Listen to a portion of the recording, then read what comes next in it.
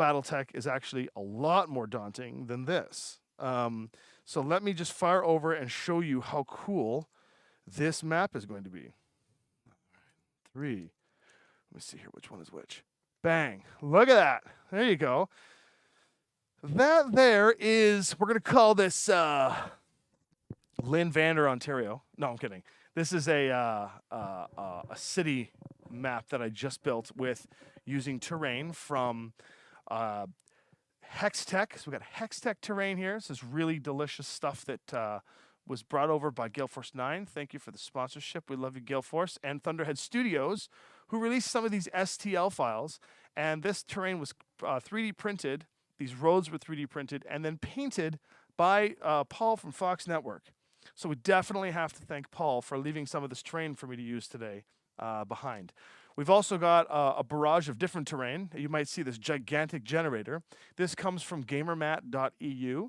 They create fairly large terrain that's more or less meant for like Warhammer and stuff. It's a little out of scale, but I thought for today's scenario, it would be a lot of fun to create this gigantic generator, which is the whole point of the mission. So we're going to blow this up. The trees are done by Josh from Lynnvander, blame Josh, and some of the stonework is done by Monster Fight Club when they release some pretty cool terrain. So we're doing a mishmash of terrain today because we can, and I have it, and it's creating a really cool scene.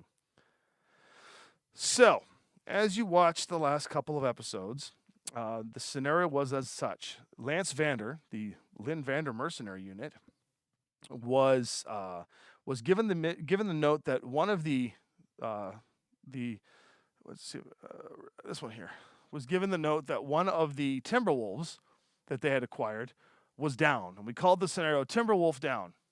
Oh, Timberwolf Down. And the Timberwolf had some vital information that Lance Vander needed to get. So Lance Vander went into the city, defended by the mercenary units of Jade Falcon, and they managed to get, we managed to actually, against the AI, get the information from the Timberwolf and acquire the Timberwolf, but at the cost of literally every other mech but the Enforcer, if you remember. And if you didn't watch it, it's on YouTube. Give it a watch. Spoiler alert. I win on the last possible opportunity of the round, but it's pretty intense. So then that kind of built me a second scenario, which if you're watching, you know that we've got these really cool AI cards that are being developed for the content called Aces, which is a game that's going to be addendumed to BattleTech and released via Catalyst at some point in the near future. And I'm here testing Aces constantly on stream because we're the designers of it. And we're very excited to see how happy you guys are with it to date. That being said, the second scenario was we took this cool box and we built it out of Tinker Turf terrain. So we had a whole different setup. And Lance Vander's base was being raided by the AI. And the objective of the AI was to find that box and destroy it. Seems very complicated for an artificial intelligence, but guess what? Chat GPT, not kidding, we didn't use that. But the AI actually managed to get in and destroy the box without us losing a single mech. That's how intense it was. That round, there were a bunch of mechs getting killed, but the scenario was over. They destroyed the information, and now everybody's even keel. You know, we got the information back. The clans came and destroyed it. Everybody's a little annoyed at each other. So now this scenario is revenge of the Lance Vander. And what we're going to do, as you can see over here, there's some city. You can see my hand. Hello, everyone. You see that there's this giant generator here, which you can't see on this particular frame. But I got some nice close-ups on the terrain here so you can see different parts of the mech battles. And I will adjust this camera as necessary going forward because guess what? It's right within my reach this time. Because I know we've been talking about wanting to make sure that we can see this stuff a little more clearer. So I can zoom right in and we can get some really good shots of our mechs. And I can zoom way out. Well, right in and right out, and we can see more and more and more and more. So for now, we'll leave it sort of semi there, and I'll adjust as we go. Give yourself some professional points of view of the minis so that you can see the battle close up. And then, of course, we'll go back to the wide where you can see the entire battlefield as we go. Now, the good news is that I'm using a bunch of different mechs I haven't used before, so I don't even know how they play. And then even better news is that Aaron has never played Battletech before, or at least not Alpha Strike. or at least if you have, it must have been years and years ago. Years ago. So we're going to teach him a little bit how to play as we go along. Aaron and I are together. We're working together here. We're together. We're working together here on finishing this scenario, and we're going to lay everything out accordingly. So let's start with laying everything out accordingly. So number one, we've got a bunch of bad guys. We've got the Marauder 5D, and these points are slightly skewed. We're going for the sake of speed. Everything's going to be skill 3. We know that Aaron has to go in a little less than an hour, so when it's time to go, you can just let me know. Just be like, hey, dude, I got to go. The Marauder 5D, pretty impactful. It's part of the enemy units, and we're going to place the Marauder somewhere.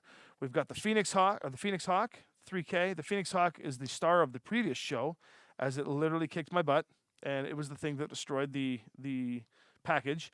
We brought the old Thunderbolt back, the 5S. We've got a Wolverine 6M. We're going to go a little bit weird and do this Wolverine thing. I'm just going to grab a sleeve for it real quick because some of the older Alpha Strike cards didn't quite translate well into the erasable cards, or at least you have to have a really erasable marker. So I'm just going to get this Wolverine into a sleeve so that we can mark it up accordingly. Okay, so we got the Wolverine 6M. We're going to do a Hatchet Man. He's going to chop your head off. So we're going to Hatchet Man. And then, let's see here. I'm going to also put the Hatchet Man in a sleeve so that I can write on him a little bit better. We got a Hunchback 4P. I think that'll be interesting. I'm really excited about Hunchbacks. They have a sharp punch close up. So we're going to see how the mechs play with the Hunchback.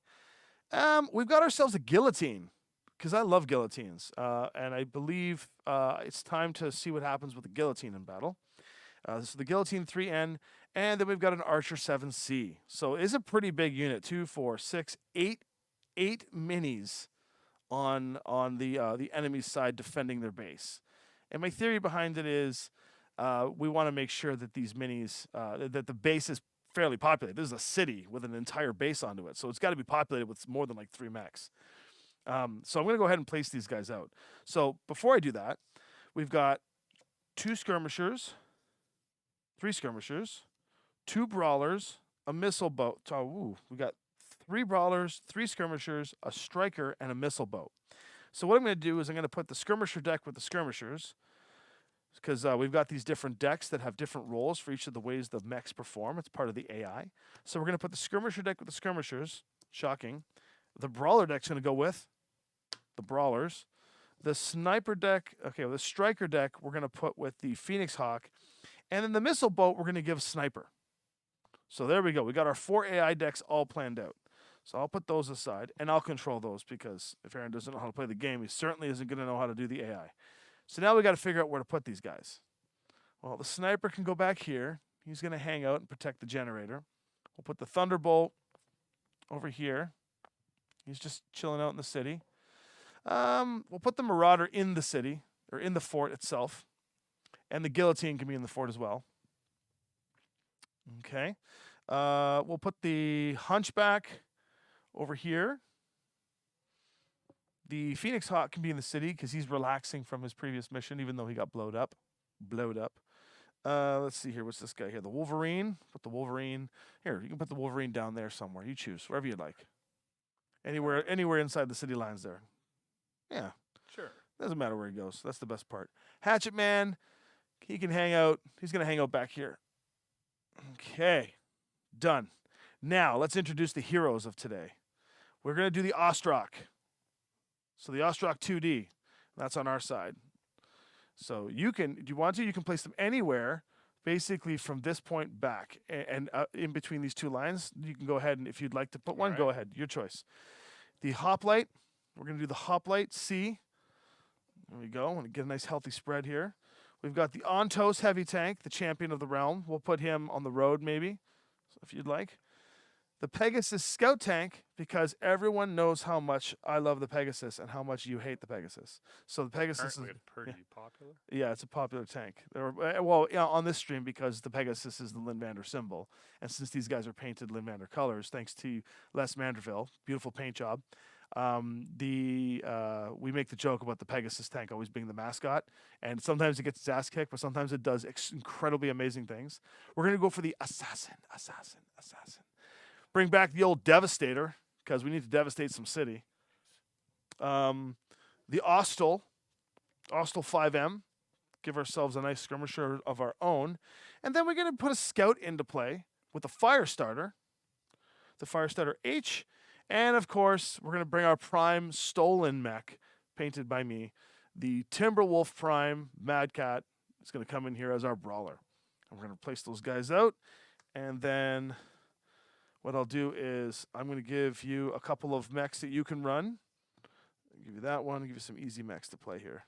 You can play those guys. So you just lay them down in front of you. And I know it's going to look like hieroglyphics to begin with, but believe me, it will play itself out pretty quick. For the sake of brevity, anything in the critical hits box in the bottom right there, you can ignore because those rules aren't going to be worth teaching you at the moment. They're just things that happen when you get smoked really hard in battle. And then everything else as we go along, I will discuss as we go, because we want to make sure that that you kind of are allowed to make a couple of boo-boos if you'd like. We'll put the Timberwolf back here. Put the Timberwolf there. We'll put the Devastator here. We'll put this guy. You can hide that guy over there somewhere if you'd like. Sure. And then we'll put the Hoplite right there. All right. Okay. I think everything's kind of laid out now. Just kind of pull this guy back, put this guy back a little bit there so you can see the whole squad.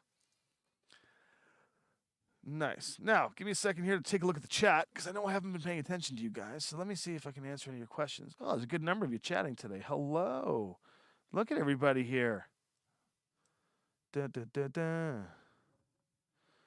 Good to see everybody here on a nice Saturday afternoon. Will the Aces AI handle objective-based scenarios? From what I've seen on other playtest videos, the cards seem focused on attacking the player units. That's a great question, Canadian Fabe.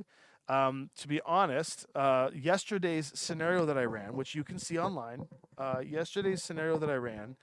had an objective, and I switched the AI's information to going after that objective or treating that objective as something more.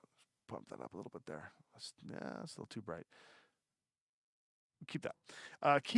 So I had an objective planned where the objective marker itself was always considered active, and the objective marker actually changed the behavior of the mech, even if other mechs were in its way. And by doing so, I lost the scenario very, very quickly. You will need one of these, Mr. Stone. All right. There you go. And you've got yourself a little marker. You'll need that to mark off when you get blowed up. And, well, shall we begin?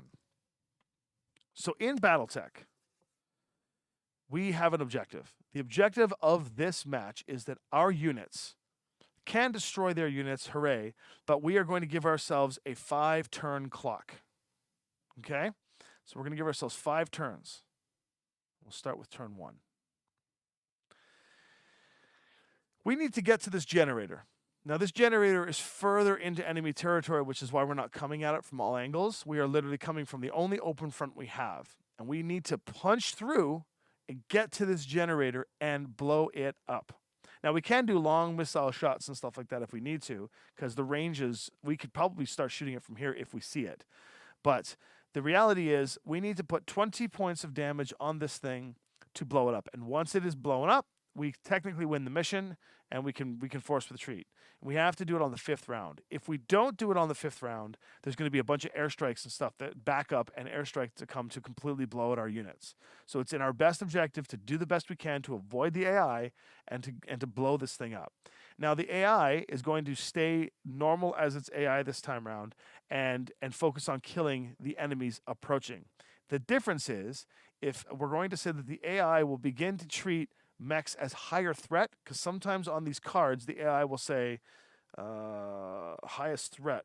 Yeah, the highest threat is one of the indicators.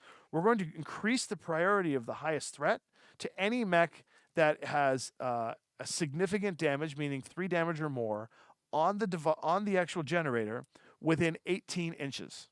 So we're going to measure every time, and if it's within 18 inches, then those mechs become a higher threat, which means that these mechs, the AI, should follow the command of highest threat. And even though like the Devastator's the highest threat because it deals a lot of damage, if the Devastator's back here and the Hoplite is like right up here and can get pot shots on it, they will treat the Hoplite as a higher threat because that ends the mission.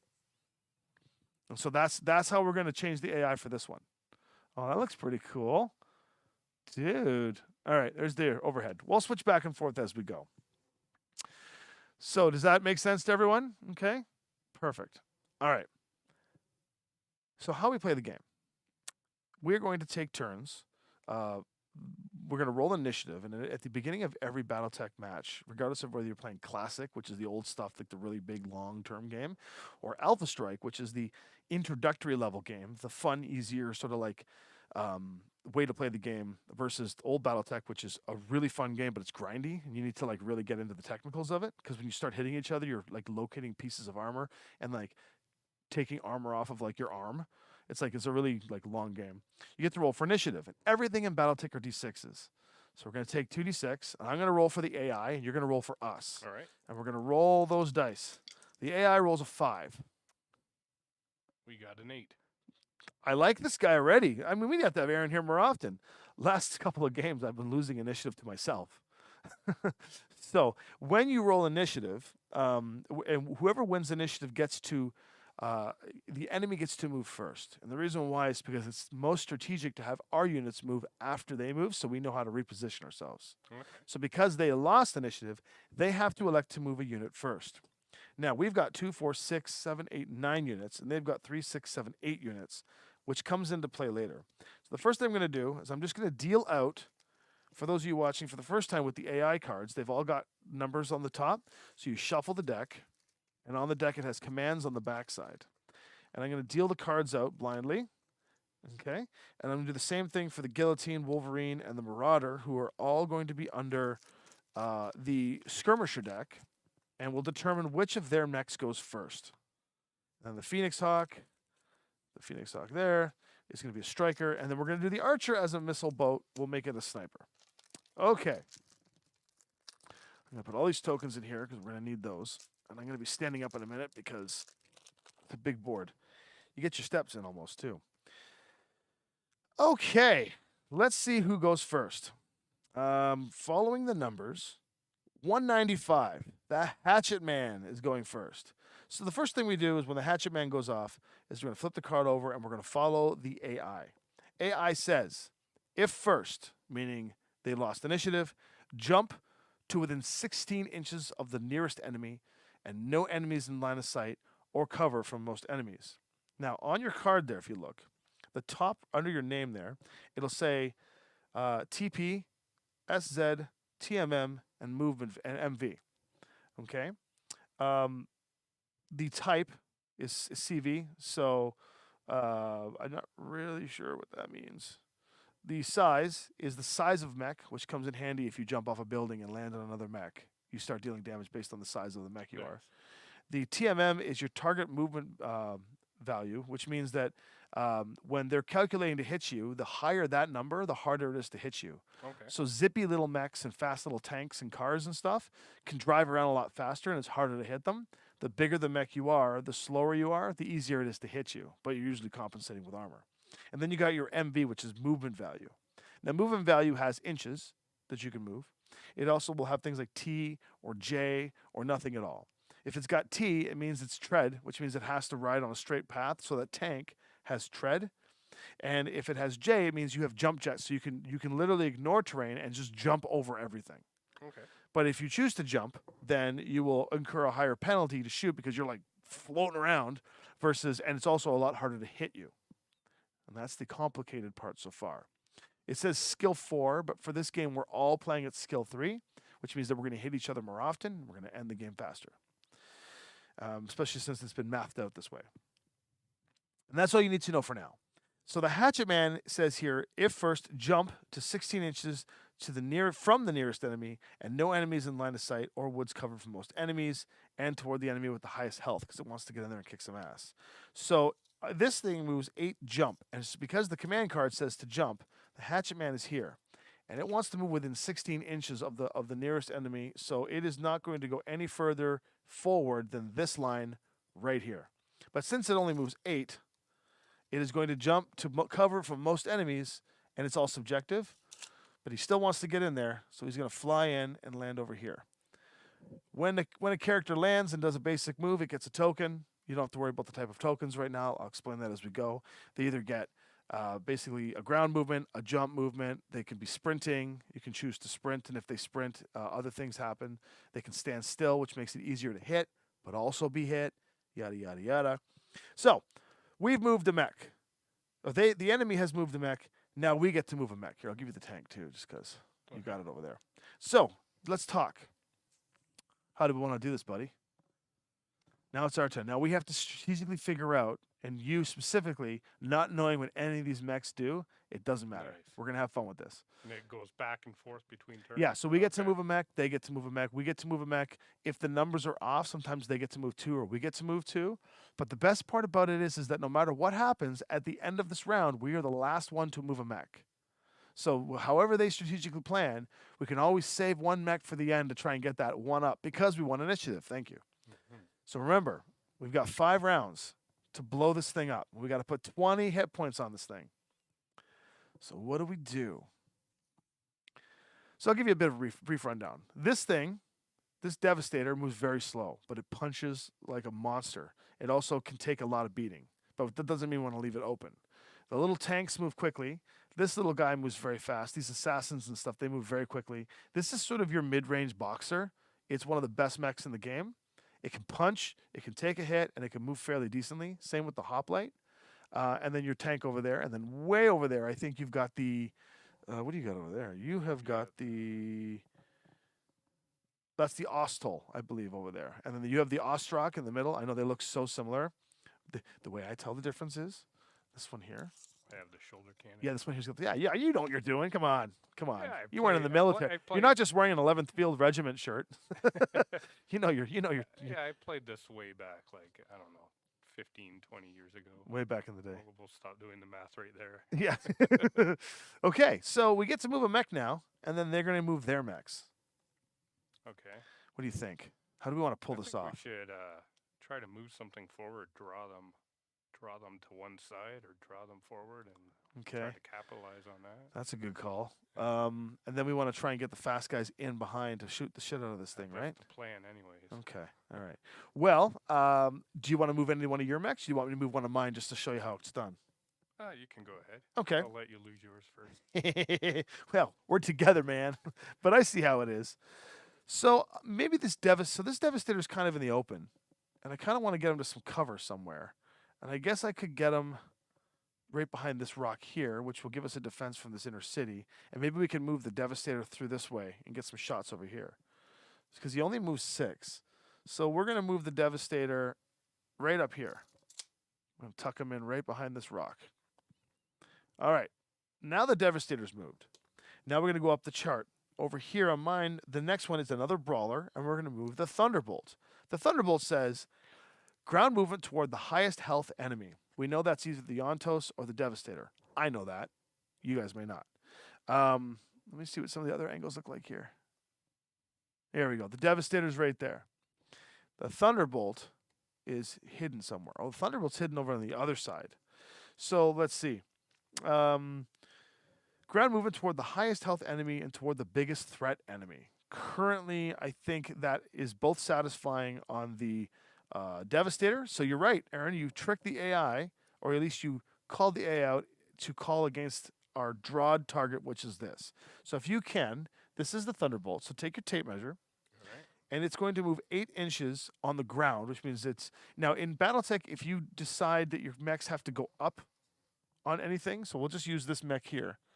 We have a spare mech on the side. If this mech was to move and go over, it would be, you would count the inches as 1 inch, and then 2, 3 inches to get up, and then 4, 5 inches, and then 6, 7 inches, 8 inches to get down. So it can go 8 inches, but it's technically going to be a 6 to make the move. It's kind of weird, but so in this case, he's going to move toward the Devastator, but he also wants to be in cover from most enemies.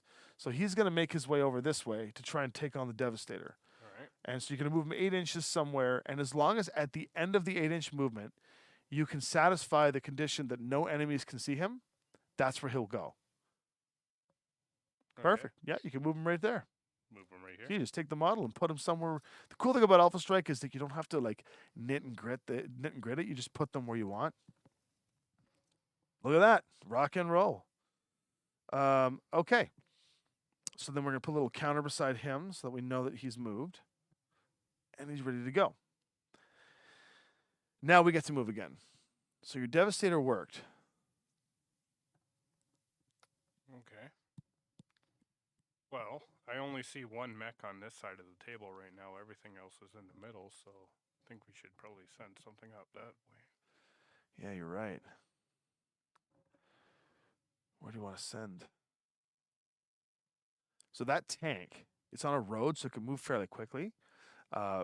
It can take a bit of a beating, but it is literally one of the hardest hitting things we have. That tank can blow the crap out of half of the mechs on this table if it can get a good shot off. So we should probably move it near the end if we can. Okay. Because then it can position itself to blow up whatever they decide to do. So let's see here. I got the little hover scout tank. We should save that near the end as well. Why don't we move the Timberwolf? That's the next biggest thing we've got.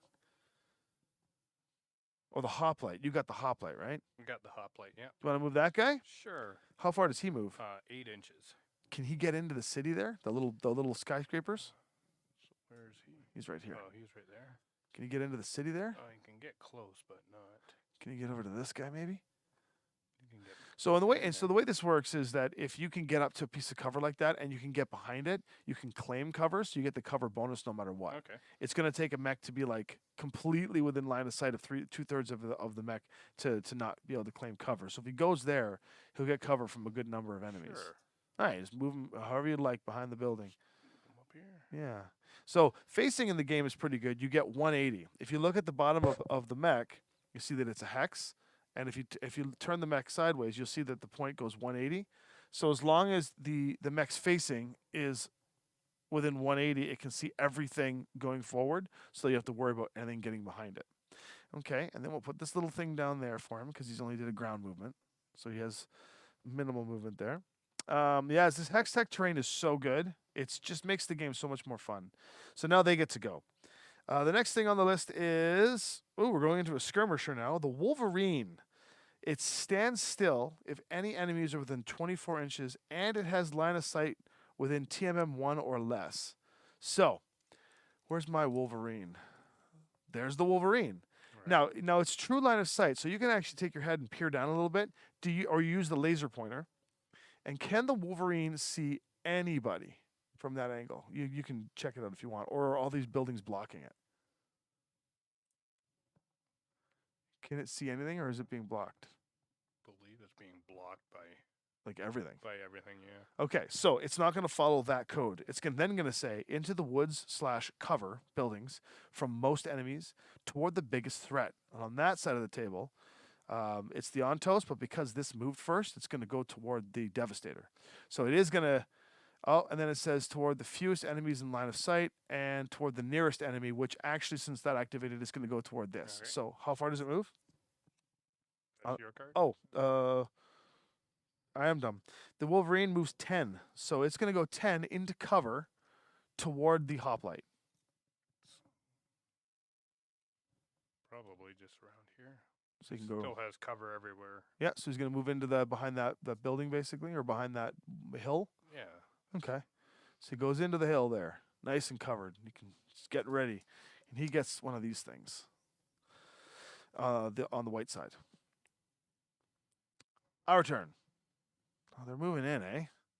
So we got these two guys here have moved. That guy's coming in over there. You're right. We can peel around even. I'm afraid of what's going to happen when these guys move because they're just going to come out. Hopefully we can capitalize on that. We got to watch out for this guy. He's a sniper. He can just missile.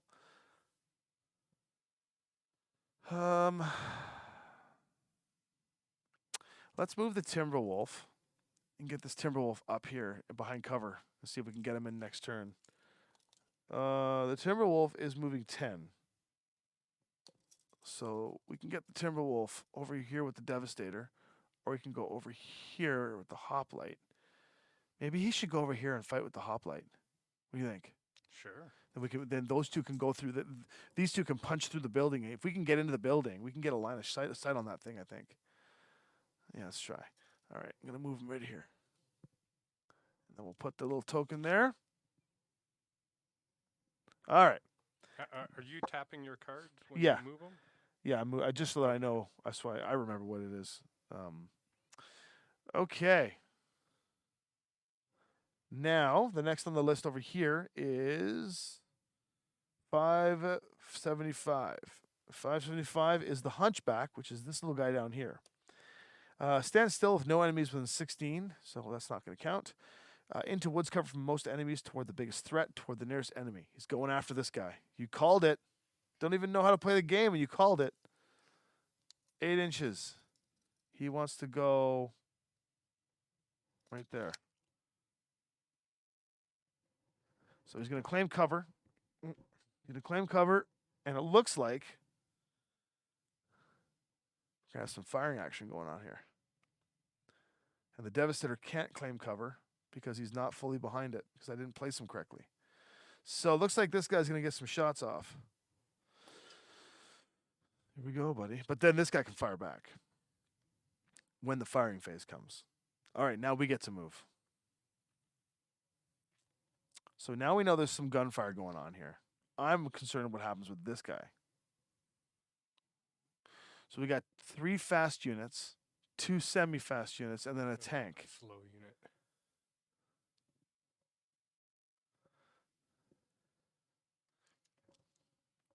What do you think we should do strategically?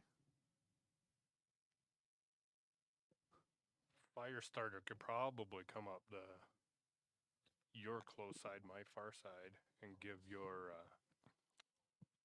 Devastator? your Devastator unit some support. How far does he move? He moves 12 and he's jump capable. So if he's going to go 12, I mean, he could jump behind this tree, or he could jump. He could just ground move, climb up here, and shoot between the trees and try and take him down. Because the ranges are 6 inches. If you're within 6 inches, there's no penalty to shoot. If you're within 24 inches, it is +2, which is bad. It's +2 difficulty, and then then the rest is like everything else is long range, which I think long range is 48. So technically, all of our crap could shoot the generator if it could see it. But I strategically put all these high points to give no real clean point of view, because you need to see 2/3 of the generator to hit it. Okay. So that's the rule. So we can go. What do you think? We can go. If we go over here, we'll be open to this. And we won't be able to see that. Do you want to go? If we still here between the trees, we're still open to any backfire, but at least we can get a shot off on the Hunchback. Sure. The Hunchback, just to let you know, it's got 5 armor and 4 health, so it's not a weak little thing. It's a size 2 mech, which is mid-range. It's your mid-range mech, but it packs 4 points of damage on shooting. Whereas the Firestarter, which you have over there, and this is a good opportunity to teach you the second row. The second row says damage, and you'll see S, M, and L. Those are the penalties for shooting at short, medium, and long. Yep. And then the number below it is the amount of damage that it deals upon a successful hit. Oh, okay. So what's the Firestarter got? So I got 2 at short, 1 at medium, 0 at long. So he's not really. So if he goes here and shoots through the trees at this guy, the most he can do is 1 point of damage to a Hunchback. Now the Devastator is still at medium range. If it hits, it does 7 damage. Wow. The Hunchback has 3, 4, 5, 6, 7, 8, 9 health. So between the two of them, they can do 8 health to it. And in Battletech rules for speed, if you go into the hull and do half its hull, it's called forced withdrawal, and its next turn has to take off the board. Okay. And then it's off the board. But it can back up shooting while it's doing so. So you can do. So we're doing forced withdrawal. So any of our guys get half health, and the reason why is because in the Battletech universe, I don't know if you know this, but mechs are very, very expensive. And so the nobles and all the rich people, they bring their mechs into battle, but it's almost like real war. It's like you bring the big heavy tanks in, and if they start to take too much damage, you want to lose them, you just back up, right? Because who cares about the city? You've got to save our sea bills. We got to save our money. So that's why we play the forced withdrawal rule, is to stay consistent with the tone of the universe. So want to bring the fire starter up here and just do that extra point? Yeah, we'll bring him up there. Okay, so he has cover. way enough movement to do that. So put him in there and claim cover from the trees. And there you go. Okay, so the fire starter's done. And then that means we got 1, 2, 3, 4 units left on their side, and we have 1, 2, 3, 4 units on our side. So it's 1 for 1 still, which is interesting. Is that right? 2, 4, 6, 8, 2, 4, 5, 6, 7, 8, 9. Oh, interesting. Okay, well, we go last. That's fine. Okay, they go. The next on their list is 584, which is the Marauder. That's this guy right here.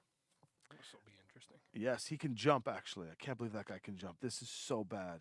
I didn't realize he could jump.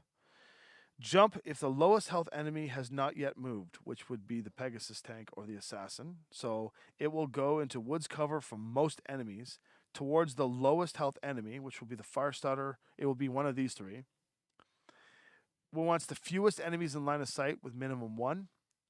And it wants to move into cover from most enemies and toward the furthest enemy. So that thing wants to go against that. And it wants to jump. And it wants to, because it is a skirmisher, it wants to get into the fray. It doesn't necessarily mean it's going to shoot it. It just means it wants to get into the fray. And so it jumps 8 inches. And because it jumps, it can go anywhere.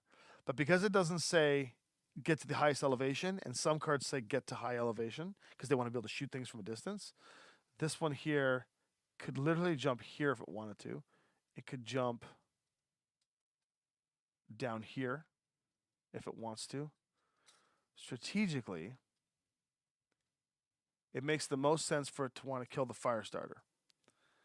So, oh man, it wants to be in woods cover from most enemies and in the fewest line of sight. So if it goes here, it gets the line of sight from the Devastator, unless it goes down here.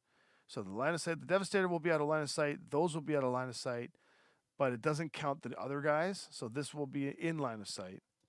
It can also go down here, but then it has to take on the Devastator. If you were playing the game strategically and you had to jump this guy 8 inches forward, where do you think the most strategic spot would be?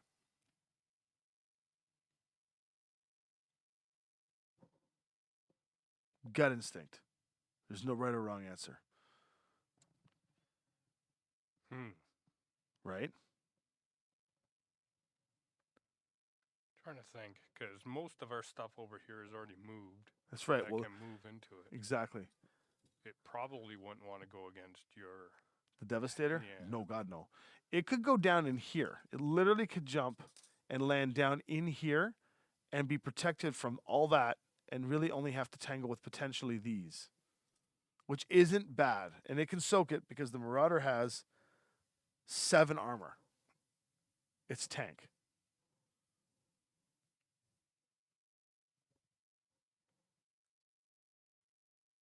So the other option is it goes down here, but then it has to fight all this stuff. So according to the logic, it wants to be out of sight from the most enemies, which in theory is down in here. Yeah, I'd say that's correct. When he claims cover from this building, and it looks like he's going to try and kill the fire starter. And because he jumped, he gets a red one. It's a little harder to hit and a little harder to hit, and that's him. Now we get to go. We're in trouble, big guy. This guy here claims cover from that, so he can't see. Even though it looks bigger, it's because this is a second point of elevation. What you do is you take the laser sight and you cross the point of elevation, and you can see that it crosses this thing, and that protects it. Barely. Well, now, do we want to move something in to try and help support the Marauder? But anything we put in line of sight of the Marauder, we're potentially losing because we don't know what its firing command is going to be. Right now, the only thing it can shoot is this, which means that it'll kill that or attempt to kill that. Okay. But if we move anything else in line of sight to try and take it down, it could potentially target them as well. Okay, so yeah, we don't know what it's going to do yet. Yeah. We don't know its firing commands until we get to the firing phase. But we could try and get some support for it. Yeah. The Assassin Do you have the assassin? I have the At the assassin. same time, we move something in, we could potentially fire on it and take it out. The assassin has a 14 jump. So the assassin can actually jump up here to shoot down on it Shoot without down. it shooting back, but then it's got all this to deal with. It's like, I got him, boys, I got him. Oh, shoot. The Pegasus scout tank can wheel in and do nothing really. The Pegasus moves 16 hover, which means it can't go over obstacles. But it could. The Pegasus can actually get all the way out to the edge of the map, right here, and get a line of sight on that Griffin and shoot it, but it could also be shot back instead of this. And the Griffin does 4, or sorry, the Hunchback does 4, and the Pegasus scout tank has 5 health. So this is. Want to get gutsy, or do you want to just hide that guy? Let's go for it. You want to bring him out? Yeah. Let me see if I can get an angle on it. There. So that might not be on the screen for everybody to see. Can I see him? Is he there? No, he's so the Pegasus scout tank is literally right here. You can see on the top of the screen. That's where it is, and it's got a nice clean shot on the Griffin, but the Griffin also has a shot on it. The Griffin does claim cover though, so we'll see what happens. The Pegasus is done. Now they go again. Next on their list is the Phoenix Hawk, which is this little guy in here. The Phoenix Hawk says, if no enemies within 24, move to where the fewest enemies in line of sight. Well, there's lots of enemies in 24. Within 24. Toward the furthest enemy you can get behind, toward the lowest TMM, which are those two over there, which would be the hoplite actually, and into the woods cover from most enemies and towards whatever. So it moves 12 jump.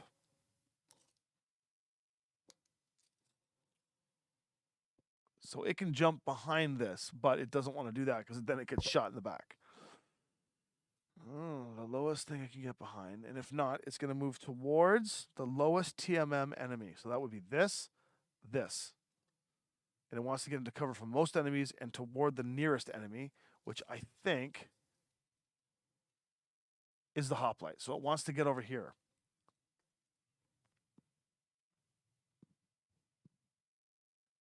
This is a tough one, eh?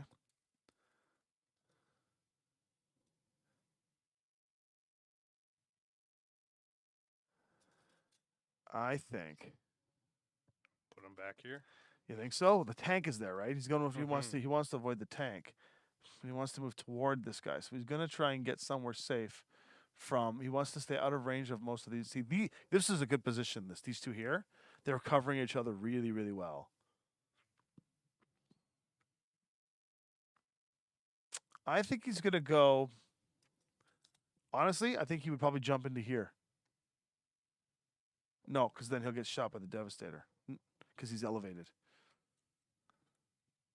Put him. If he goes here, back in here, or in here, he gets cover from this but can shoot the Timberwolf. Yeah, let's tuck him behind there. All right. Get him nice and tight in there, if you can, behind the building. There. And so I would say he can't see the hoplite. And the hoplite can't see him, but he can see the Timberwolf, and the Timberwolf can see him. So that's going to be a mess. Stupid, stupid Phoenix Hawk. About to get rocked. Okay. It's our turn.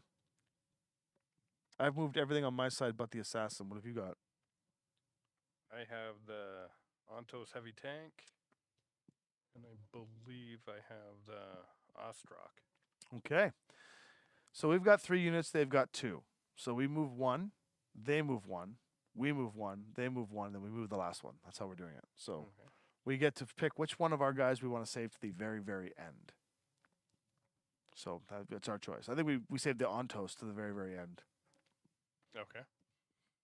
So that puts it. Ostrock or Assassin? Ostrock or the Assassin. Oh, we've got the Ostel too. Never mind.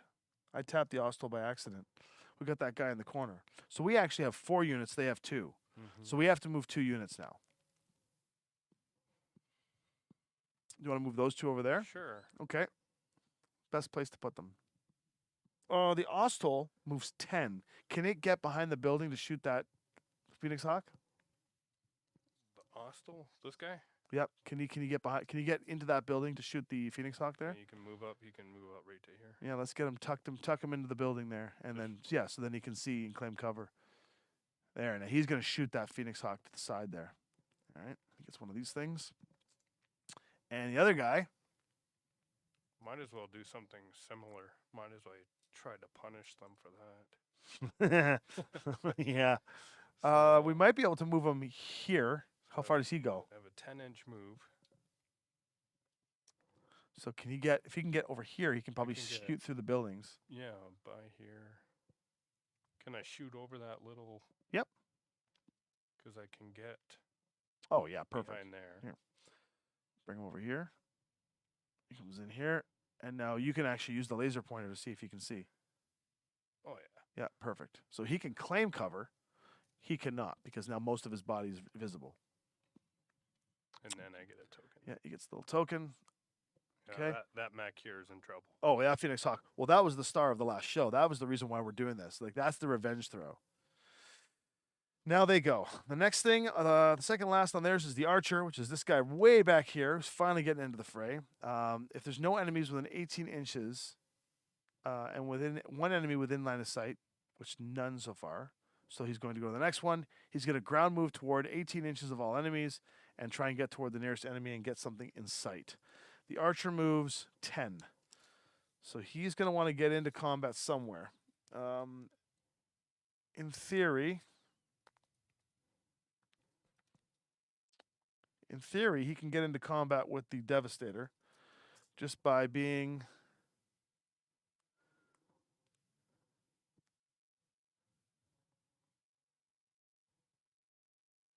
Yeah, he'll get cover, but he can do it.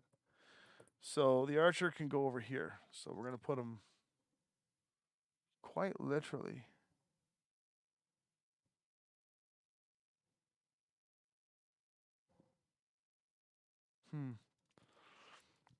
Oh, he can. No, actually, he's going to go right here. Yeah, right here. And if he goes right there, he cannot shoot the Devastator because there's this big building in the way. But he can get a clear line of sight on this poor Pegasus tank. Oops. Looks like they're punishing up for a bad move, too. And now they've got 1 unit left to move, and that's the Guillotine. But we have 2 units to move. We have the Assassin, and we have the Tank. So let's move the Assassin. Because we want to see what that Guillotine does. See if it wants to tango with the Tank. So, okay. Assassin. Moves 14 jump. Can put it wherever we want, really. Get it into combat somewhere. We might be able to take out the... take a pot shot on the Marauder now that most of these guys are gone. It all depends on what he does next. Then why don't we move the Tank? Because then afterward, if this guy's out of line of sight, we can jump this guy up here and he can shoot down on the Marauder. Okay. Right? Do I want me to just move the Tank up on? Yeah, what's the Tank move? 6. 6. So when on a road, they actually can move double. So you could move 12 if you want, but we don't necessarily want to because that gets them way into the fray. But we do need to get close to this generator. Whoa.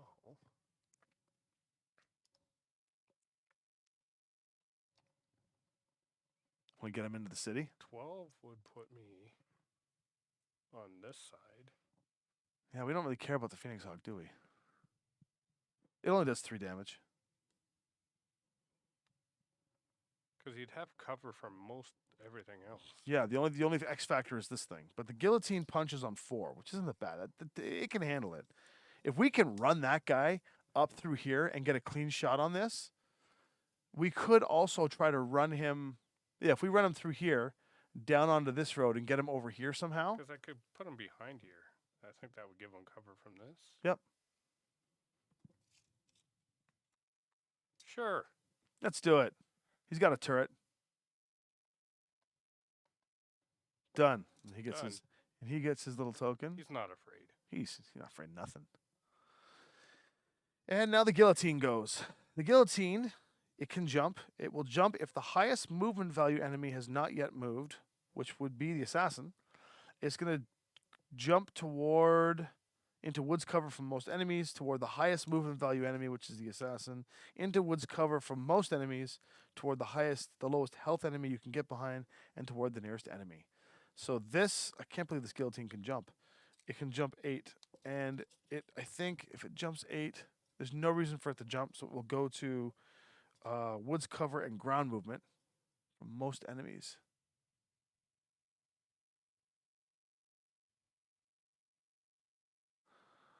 I think it wants to go here. Because it gets full cover from this. Yeah. Hoplite can't see it because of the building in the way and the cover. But the Timberwolf and it can go at each other. Sounds good. All right, that's where it goes. So it and the Timberwolf are going to go at it.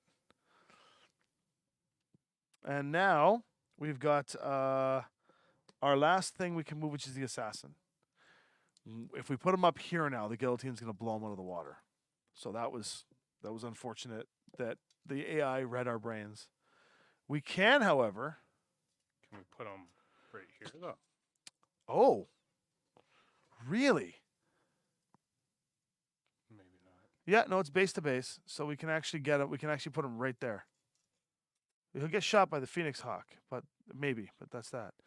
Maybe take out the Phoenix Hawk first. I don't know. So the good news is that all firing happens at the same time, so there's just mass destruction. So even though we're going to be rolling separately, it's still going to everyone's still going to get hit. But that's okay. The assassin's got armor, does it? That's yours. Oh, the assassin's got armor. 2. Two. It's dead. It's dead. It's fine.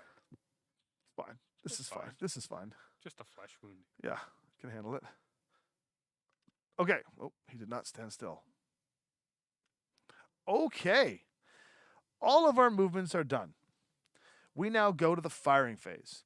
In a normal game of Battletech, whoever wins initiative the enemy gets to declare. I think it's whoever wins initiative gets to declare combat first and declare who they're blowing up first. In this case, no matter what happens in the initiative, the human player always shoots first. We're Han Solo or Greedo. Okay. So we now get to decide all of our shots. They're all going to happen simultaneously in world. So the effect is going to happen regardless. But we can sometimes one of the ways you pick your shots is that, let's say 3 mechs can shoot this mech, but only 2 of them can shoot this one. You want the one who only has 1 shot to shoot first to see how much damage it does to determine where you point the other ones. It's like when you're using magic missile in D&D. Yeah. You choose how you want to split the magic missiles up. Okay. Thanks for watching. Yeah, we love having all that content. Check out the different levels of the board here. I'm gonna readjust this one here so you guys can see a little better into this mess that's happening over here. There we go. We got a bit of a what you call a cluster over here. See that there? There you go. Look at that cluster. Look at that mess. The Devastator in the top right corner. You got the Phoenix Hawk between the buildings, a Hoplite, and a Timberwolf. We've got this fire starter about to get started up. You got the Marauder shooting here. This is a mess. What a mess. Okay. Who's shooting what, my man? This Pegasus can choose to shoot the Hunchback or the Archer. Those are its only shots. Hunchback has 5 armor, 4 health. Archer has 7 armor, 3 health. So and the Pegasus does 2 damage. So we're not doing anything to anybody. Want to shoot over here first? Yeah, might as well. So the tank has a turret, so it can shoot anywhere? It can do 360 rotation on its turret, but it has to be able to see. So he can't see anybody. No. This guy over here, your mech, can shoot him. Let's do it. Because that way, if he kills it or destroys it enough, then this guy can focus on the guillotine. Okay, so here's how we shoot. This is where the game gets particularly mathematics. There's going to be a whole lot of addition to find a number, and then you're going to roll 2d6, and you have to hit that number or above. Okay. So currently, which one is that over there? Is that the Ostel? That's yeah, whatever. Yeah, the Ostel. Okay, because the Ostrock is there. So the Ostel is a skill 3. So you always start with the skill numbers. And I know it says 4 on the sheet, but remember I said the entire thing is skill 3. Yep. So you start with 3. Then you're going to calculate range. Is it within 6 inches? I don't believe so. No. Okay. So you're just in medium range. Well, it's base to base. Yeah. Yeah, so you're Yeah. so you got to add 2, so 5. Yeah. Okay. Would you say he claims cover for that building the way he's tucked in? He probably gets cover from him, but this guy probably doesn't get cover from him. Perfect. So no cover bonus, otherwise that would be a +1. He didn't jump, so it's not another +1. Now he did a standard move, so now we calculate his TMM. And the Phoenix Hawk's TMM is 2, so you're 5, 6, 7. Okay. No other modifiers. So now you're going to roll 2d6. You want to do that because it's yours? No, you got it. Okay. We're together on this one. It's teamwork. So you roll 2d6, and you need to get 7 or above to successfully hit the target. So that's a 5. So the shot blows into the building there and takes a chunk of the building off, or maybe ricochets into the icy part there, and he missed. So that's it. He missed. Now we get to declare other combats. Okay. So we've got these 2 guys can shoot at it, but we want to try and save him to shoot the guillotine. So we should maybe toss this guy into it. Okay. So math again. Number 1 on the math is it is still within medium range. TMM. So you got your skill of 3, range +2, no cover, right? Yep. Okay. So and then +1 for his TMM, which is 6. So now I did that last time. Why did you have 7 last time? Oh, it's 2. Sorry. So you have to roll for 7 again. Okay. Come on, baby. What's this? That's a 6. Oh, the symbol? That's a 6. So you got 11. 11. Bang. How much damage does that guy do? So that's the Ostrock. Yeah. So medium range does 4 damage. Boom, boom, boom, boom. You have stripped 4 of its 5 armor off of the beast, off of the Phoenix Hawk. Nice. Explosions everywhere. Pieces of metal fly off. The guys in the cockpit going, "I've been hit. Crap! I jumped in the city like an idiot. My name's Jono." So anyways, my name's Hallis. Michael Hallis. Hallis, get out of there. I can't. So boom. he hit him good. Now he's fired. Now we have options. There's so many options right now. We've got this guy to shoot still into the Marauder. We got the Firestarter can shoot. The Firestarter can actually technically shoot all the way over here and take him down, or try to take him down. The Timberwolf can take him down. Can these guys see each other at all? I don't think so. I don't think so. No. They're The tank can't see it because we moved them too far up. The Devastator can't see it. That's it. So if we want to, technically right now, the Firestarter is going, or the Phoenix Hawk is going to live unless we try to take him out. And the choice to you is, would you rather put the Timberwolf into the Phoenix Hawk or into the guillotine? The Timberwolf deals 5 damage where it is. The Timberwolf will not it won't even take all the armor off the guillotine, but it will flat out obliterate the Phoenix Hawk and take it off the board. might as well. Want to do it? Yeah. Okay, let's do Take the math damage here. off the board. That's within 6 inches, I think, for sure. Yeah. Okay, so the Timberwolf, it is skill 3, short range, no penalty, Yeah, no problem. no cover. TMM 1 is 5. You need 5s. Oh, you rolled up 9. Okay. 9. So Timberwolf does 5 damage. The Phoenix Hawk has 3 health left. Guess what happens to the Phoenix Hawk?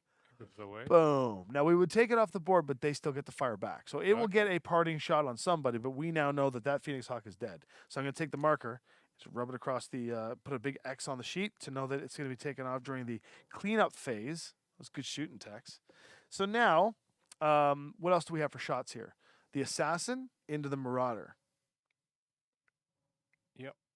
And it looks like it's not in the exact back quadrant, so it's a side angle shot, so you don't get the bonus. If you could ever shoot into the back hex grid of any mech, you get a +1 damage. Okay. So either way, the Assassin is short range, 3. It is, did it jump? It jumped. The assassin jumped. I Yeah. don't know why I gave it a white one, so that's actually worse to hit, but 3. It jumped, so 4.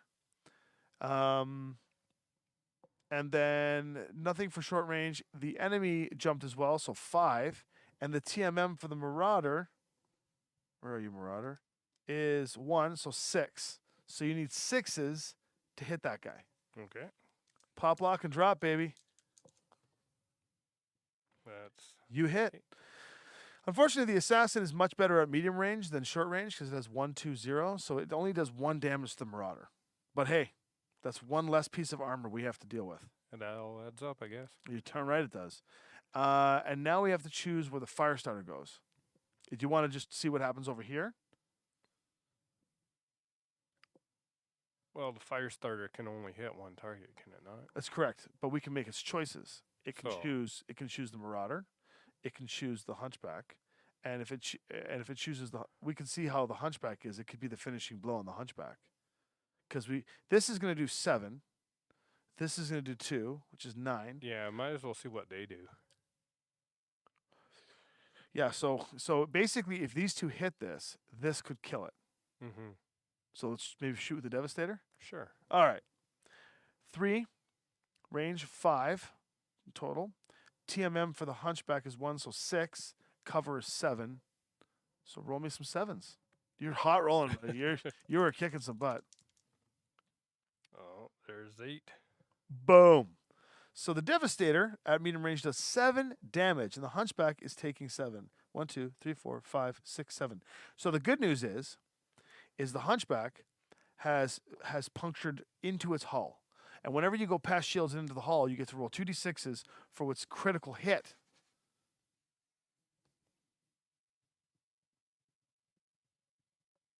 So that's a really good comment. Someone writes, "Man, with a tutor and narrator like this, I would play with a stick and stone and love it." That's very complimenting. People often find me annoying, so that's really nice. Must be because I'm Canadian. We love you, Attack Mac. All right, so roll 2d6 again. We're going to roll for a crit. Sticks and Stones expansion coming soon. We're doing a 6 and yeah, that'd be So amazing. what do we need? This is just for the crit chart. Critical. 6. So you did a weapon hit.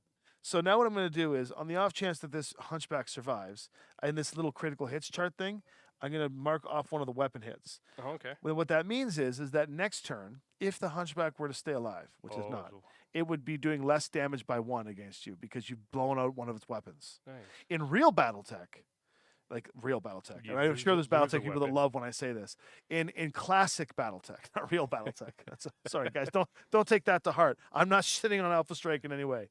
In real Battletech, in classic Battletech, critical hits can do things like can like blow up your ammunition, take you out. It can slow you down. It can knock you over, and you have to spend your turn getting up again. Like, it's crazy. But because you punched through and did weapon damage, great. The downside is it has 2 health left and 2 potential mechs to blow it out of the water. Mm-hmm. So the Pegasus does 2. So if we want, the Pegasus can finish it off. Might as well try. But then that means the Phoenix Hawk would best to shoot the Marauder. Okay, so let's do this. The Pegasus is rolling at skill 3, medium range 4, 5. And we're going to say the Hunchback still manages to claim cover because it is half on. So for 5, 6, and the Hunchback is 7. So you need 7s with the Pegasus. You're rolling hot. Come on. You're rolling hot. 7s. Take them off the board. Oh, yeah. What That's is he- 11. Oh my God. Okay, so little tiny Pegasus over here you can't see because he's just off the camera. I'll put him in the frame just to show you where he is. Takes a shot and does 2 more damage to the Hunchback, and that is 2. That is another mech off the board at the end of the round. Okay, Firestarter, and we're done shooting. So the Firestarter. Let's see here. It is 3. We're shooting at the Marauder, right? Mm-hmm. Medium range 4, 5. Cover from the Marauder 6. It jumped 7. TMM for the Marauder is 1, so 8. So now we need 8s. It's a lot harder Come to on. hit. This is 7. No, 7. The Firestarter misses. And we are done firing. He's fired. It is now their turn to retaliate. Now, when in Alpha Strike Aces, one of the things you do is you reverse the order of what you moved to fire in. So I'm going to look at the things and go backwards.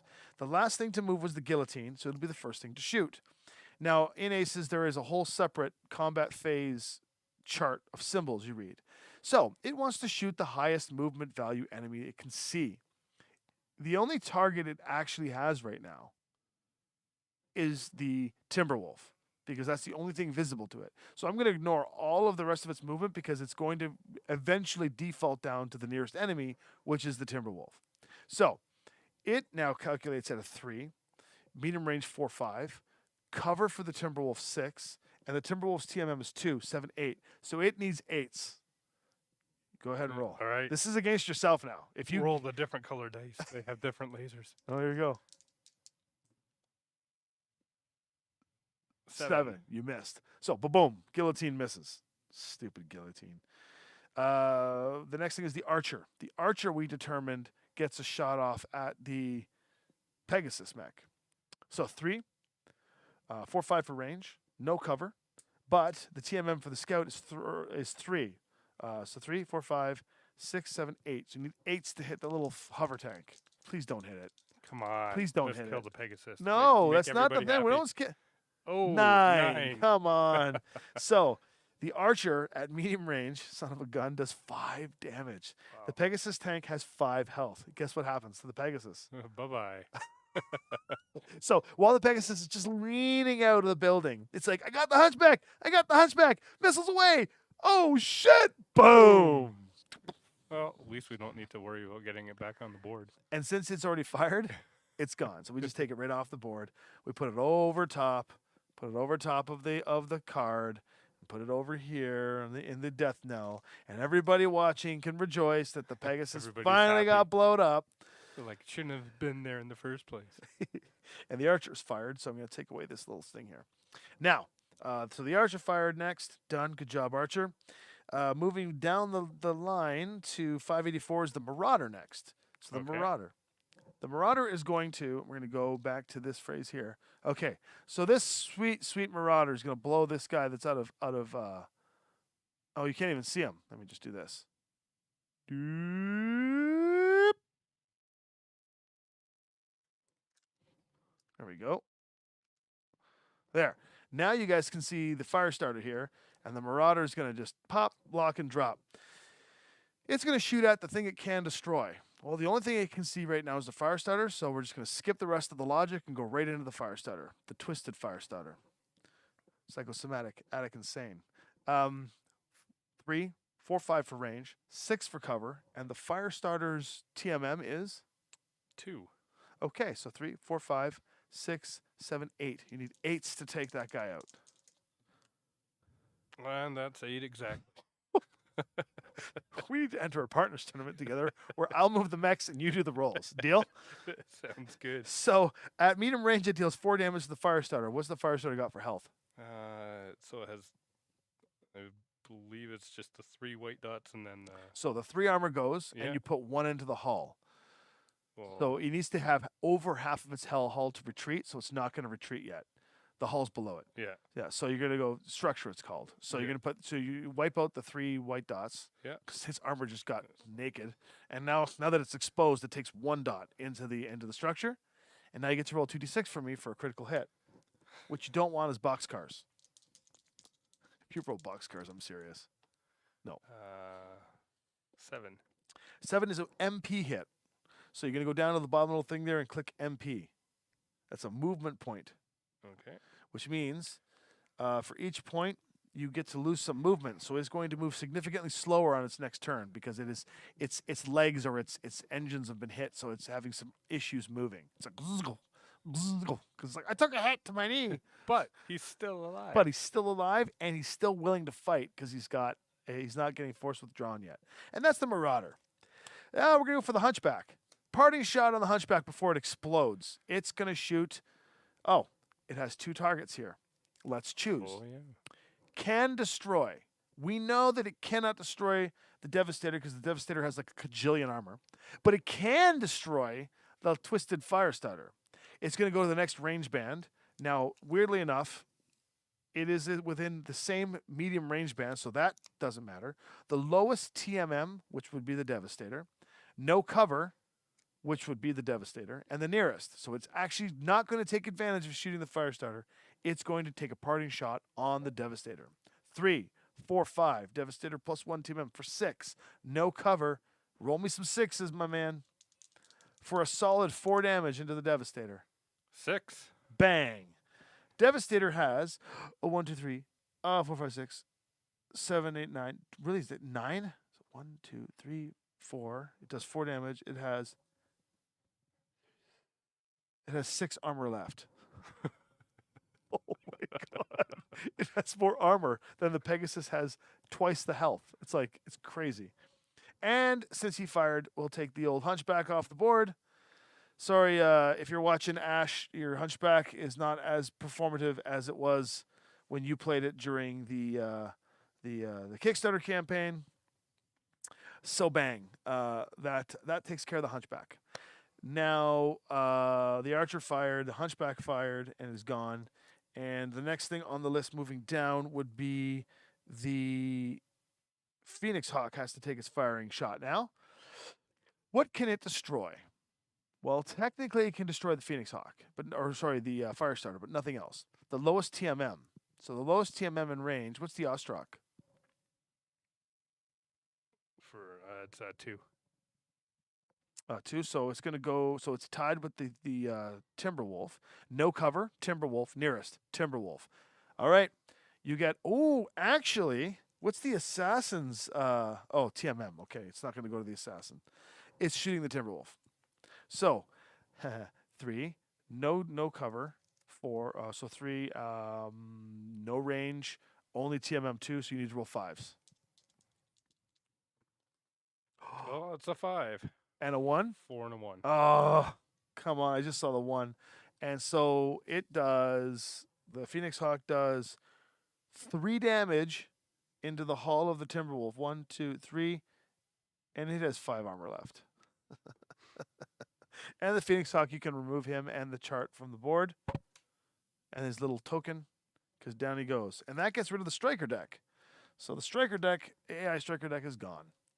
And let's put him over here. There we go. Thank you. Off he goes. Another one bites the dust. Hey! Now, the last 2 things to shoot are the Thunderbolt, which shoots nothing, and the Hatchet Man, which shoots nothing. And there we go. And that is... Oh, where's the Wolverine? The Wolverine shoot yet? This guy over here. He can shoot nothing. He can shoot nothing. That's right. Skirmish, skirmish, skirmish. All right, now what I'm doing is resetting the AI decks for the next round by putting out the cards on them to determine how they play and move. Okay, now it's called the cleanup phase. Okay. And you probably have to go. Yeah, I'll go after the cleanup phase. All right, so we clean Take up, off all the tokens. take off all the tokens. We'll just throw them into this cool little tray here for me. Now I get to stand up and play because I don't have a set of arms across the table anymore. But thanks for coming and playing a round of Alpha Strike with us, and you get to see the AI. Normally, we'd be going against each other, so it'd be a lot more intense because you'd be losing. Oh, I'd be hitting everything. Yeah, yes, you'd be killing me, actually, with the way you roll. So we'll go back to this here. Okay. Thanks, my man. I'm going to go shut that that audio for you off, so you can just simply take that off. There you go. Thanks, Stone. Right? Well, we'll have to play again sometime. If you don't mind, I will take those cards off you, though. Because I'm gonna have to command it all. I'll take those friggin' hot dice too, whatever the hell you were rolling, please. Okay. All right, friends. Thank you. Okay. Now it's back to just you and me, folks. Thanks so much for Aaron for joining us. We call him Stone. And now we go to round 2. I still have 3 rounds to blow this generator up, which has 20 health. So I'm going to have to really kick it in. Okay, time to roll for initiative. Because we did have some mechs removed from the battlefield. So it is a little bit, 2, 4, 6, 8 on my side, and 2, 4, 6 on their side. So we're going to have to figure out how to move that slowly. So I'm going to roll for the enemy. The enemy gets a 7. This is where my rolls go to shite. And then I'm going to get a Snake Eyes. See? Every single time. So I lose initiative, which means that I have to move first. That sounds really weird because I said I lose initiative, therefore I have to move first. I know it sounds weird. Okay, let's see here. What do I do here? I want to get that tank in. I need to get that tank shooting, but I'm going to move that tank at the end. A tank. He put the tank in a pretty weird spot. I'm not going to be able to get. I have to go through the city here. All right, we're going to punch through the city. So first things first. Let's get this Devastator moving again. I like this Devastator because it draws fire. So the Devastator is going to move 6, and I'm going to get him in. I want to get him over here to shoot. So we're going to move him 6.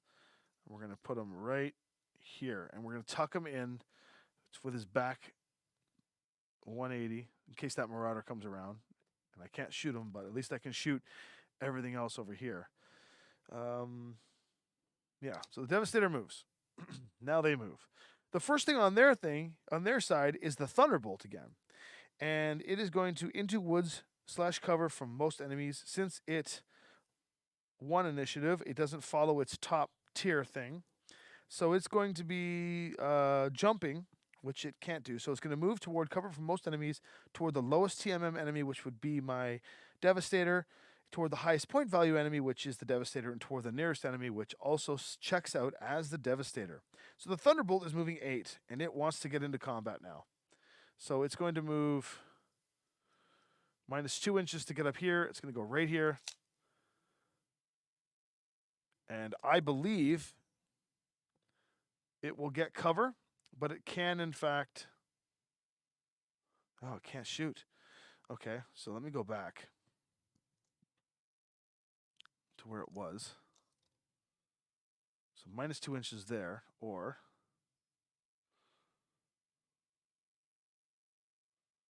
It just wants to shoot. It needs to get toward the nearest enemy. So 8, so technically it's going there.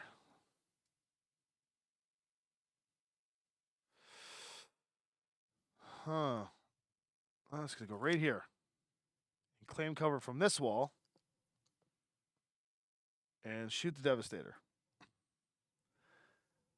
But the Devastator, luckily for the way I placed it, can actually shoot back. So they're going to go at each other for a little bit there.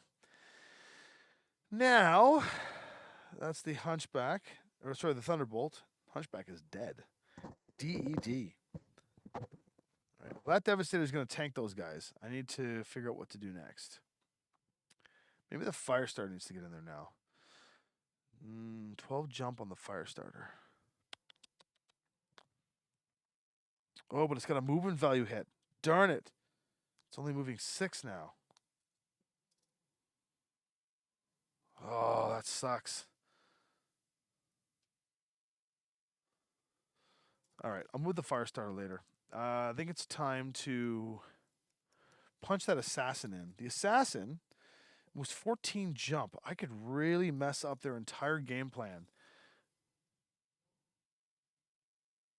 The Assassin can get a shot off on the thing. Maybe that's where I go. This can't shoot it. That can't shoot it. The Hatchetman could probably get up there. The Guillotine could hit it. It would change the priority.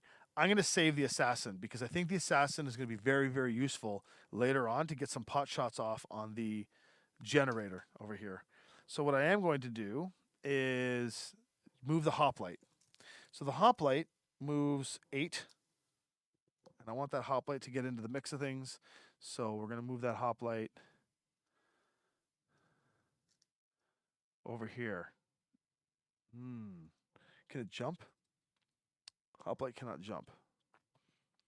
So I want the Hoplite to go right up there. So I know there's an elevation here, but we're going to say the elevation on the roads matches. So there's no elevation there. Hoplite goes there. We got to push in, baby. We got to push in. All right, they get to go now. Next on the list, on their side, is the Wolverine. The Wolverine. It's got a 10 jump. Ground movement to 18 from the nearest enemy. Into woods cover from most enemies, into the line of sight of the lowest TMM enemy, into the line of sight of the nearest enemy within 24, and it wants to ground toward the nearest. So, 18. Where is my guy? Where is he? He's over here. He wants to be within 18 of the nearest enemy the nearest enemy. So he's already within 18. So he wants woods cover from most enemies and into the line of sight of the lowest TMM enemy, which would be the hoplite. And he can move. He can 10 jump, but he's going to do 10 move. That's where he's going to go. And he's going to claim cover from this. He's coming in. He's going to try and take the hoplite out. Good wreckage. I'm going to have to get this camera over here while you guys are watching that and just punch right in on the carnage that's going to hit this city in a second. Yeah, this is going to be devastation. And I don't mean the Devastator, if you know what I mean. Check that out. Look at that gross tacularness. Right? Get this guy right a little higher there. There you go. Look at that. Punch right in. Yeah. That's what we're talking about. Get that hoplite in focus. That's what I'm talking about. That's the mess. That's going to be nuts.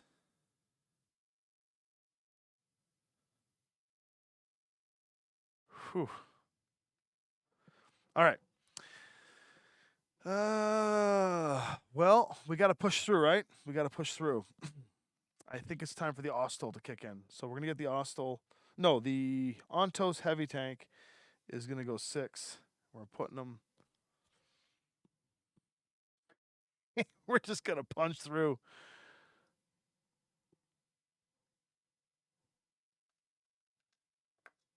He's pushing through. He doesn't have a shot on the generator yet, but next turn he will. He needs to get over here. Then he gets a shot on it. I'm gonna see if that tank can survive inside the base. All right. So the hoplite's gone. The Ontos is gone. The Devastator's gone. They have 1, 2, 3, 4 guys left, and we have 1, 2, 3, 4, 5 left. Now they go. The next on their list is 222, which is the Marauder. The Marauder, were most enemies in line of sight, into woods cover from most enemies, toward the lowest TMM enemy, and toward the nearest enemy. Well, I hate to say it, but I think it's the tank that is the closest to him. And the Devastator is close as well. And so is the hoplite. But it has to move. It has to move 8.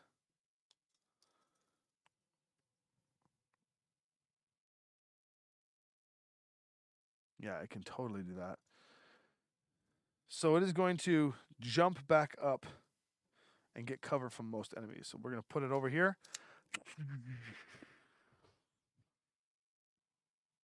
And once woods cover from most enemies, it'll actually jump over here. Get cover from the tank and try and take that tank out. So there it goes. Bang. There it is. And that would be the Marauder. Now it is our turn. We have 3, 4, 5, and they have 3. So we're going to move 1. They're going to move 1. Then we're going to move 2. They're going to move 1. We're going to move 2. Perfect. Let's get the Ostrak in there. Maybe the Timberwolf. When does the guillotine? The guillotine is the last thing to move. That hurts my soul. Time to just goad out with the Firestarter.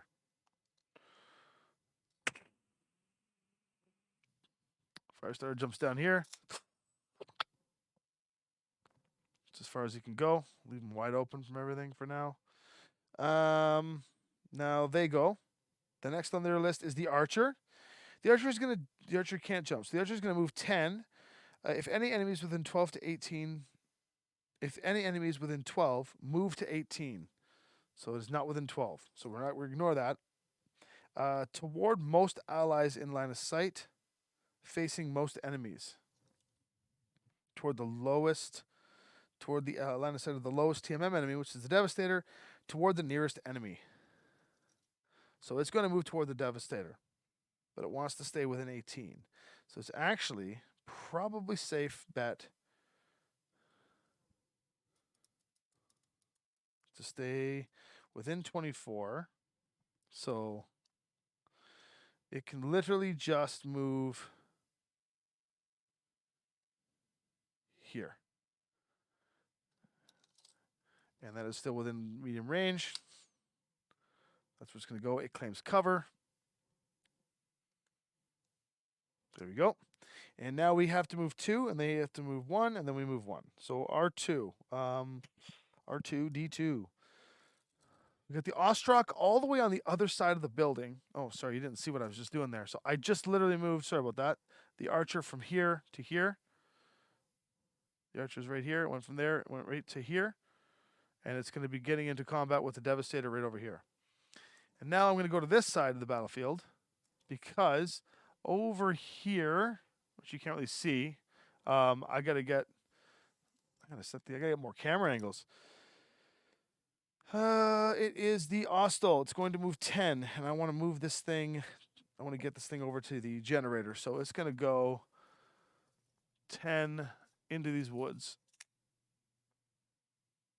And next turn, it's going to make its way over to the generator and try to shoot the generator from where it is. Okay, and then now, we still have to move 2. Ostrak is going to go. Move 10.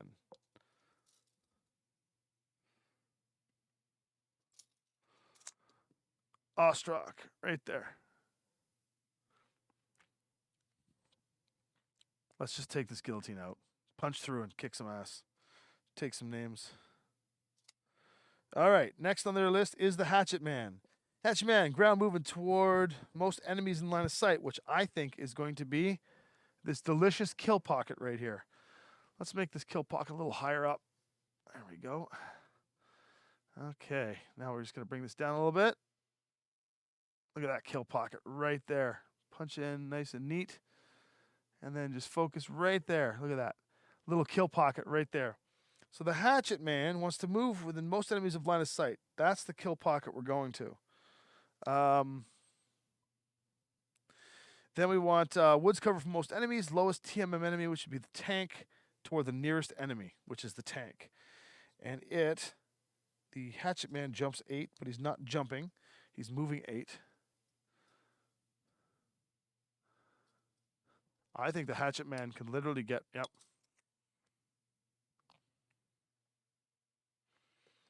If the Hatchet Man goes here, let's see here. Line of sight from the, that's going to be there. It's going to be there. Oh, that can shoot it. Yeah, no. So it will probably goes in here. It will face the hoplite. Let's see where the Hatchet Man wants to go.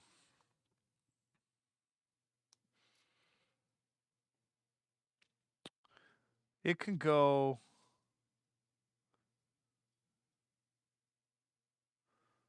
Wow, I don't know. It's got this. I got a sweet little kill pocket here. I got an angle here, an angle there. This can shoot anywhere. The Marauder's there. It doesn't have enough. Wow, it's gonna get smoked no matter where it goes. So we might as well make it worth it. Hatchet Man's gonna go right there. There's the Hatchet Man wants to be within medium range. Cool. Hatchet Man's right there. The fight is continuing. And now I gotta move, and then they gotta move. And then I get my last move. I'm going to save the Assassin. I'm going to move the Timberwolf next. Timberwolf on 10. Man, that guillotine's going at the very end. That's smelly. That's smelly belly.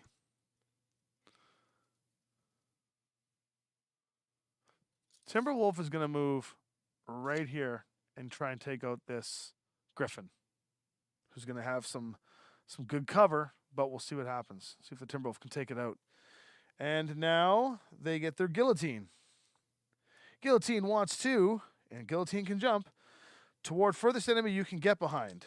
Jump toward the furthest enemy, into woods cover from most enemies, and toward the fewest enemies in line of sight. Well, here's the thing about the Guillotine. It jumps 8. It cannot get behind the Timberwolf, but it can get behind this guy. It can get behind the Ostel, or the Ostrak. It can get behind the hoplite, but then it'll have to deal with the Timberwolf. It can get behind the tank, but then it has to deal with everything else. Actually, oh, this is really good. It can get behind. Where's the tank here? Where's the tank? Has to be, yeah, there. Actually, oh man, where can it go? Toward the furthest enemy. So technically, it's going to go toward this, but it can't get behind the. It can't get behind it. So I'm going to zoom out a little bit here.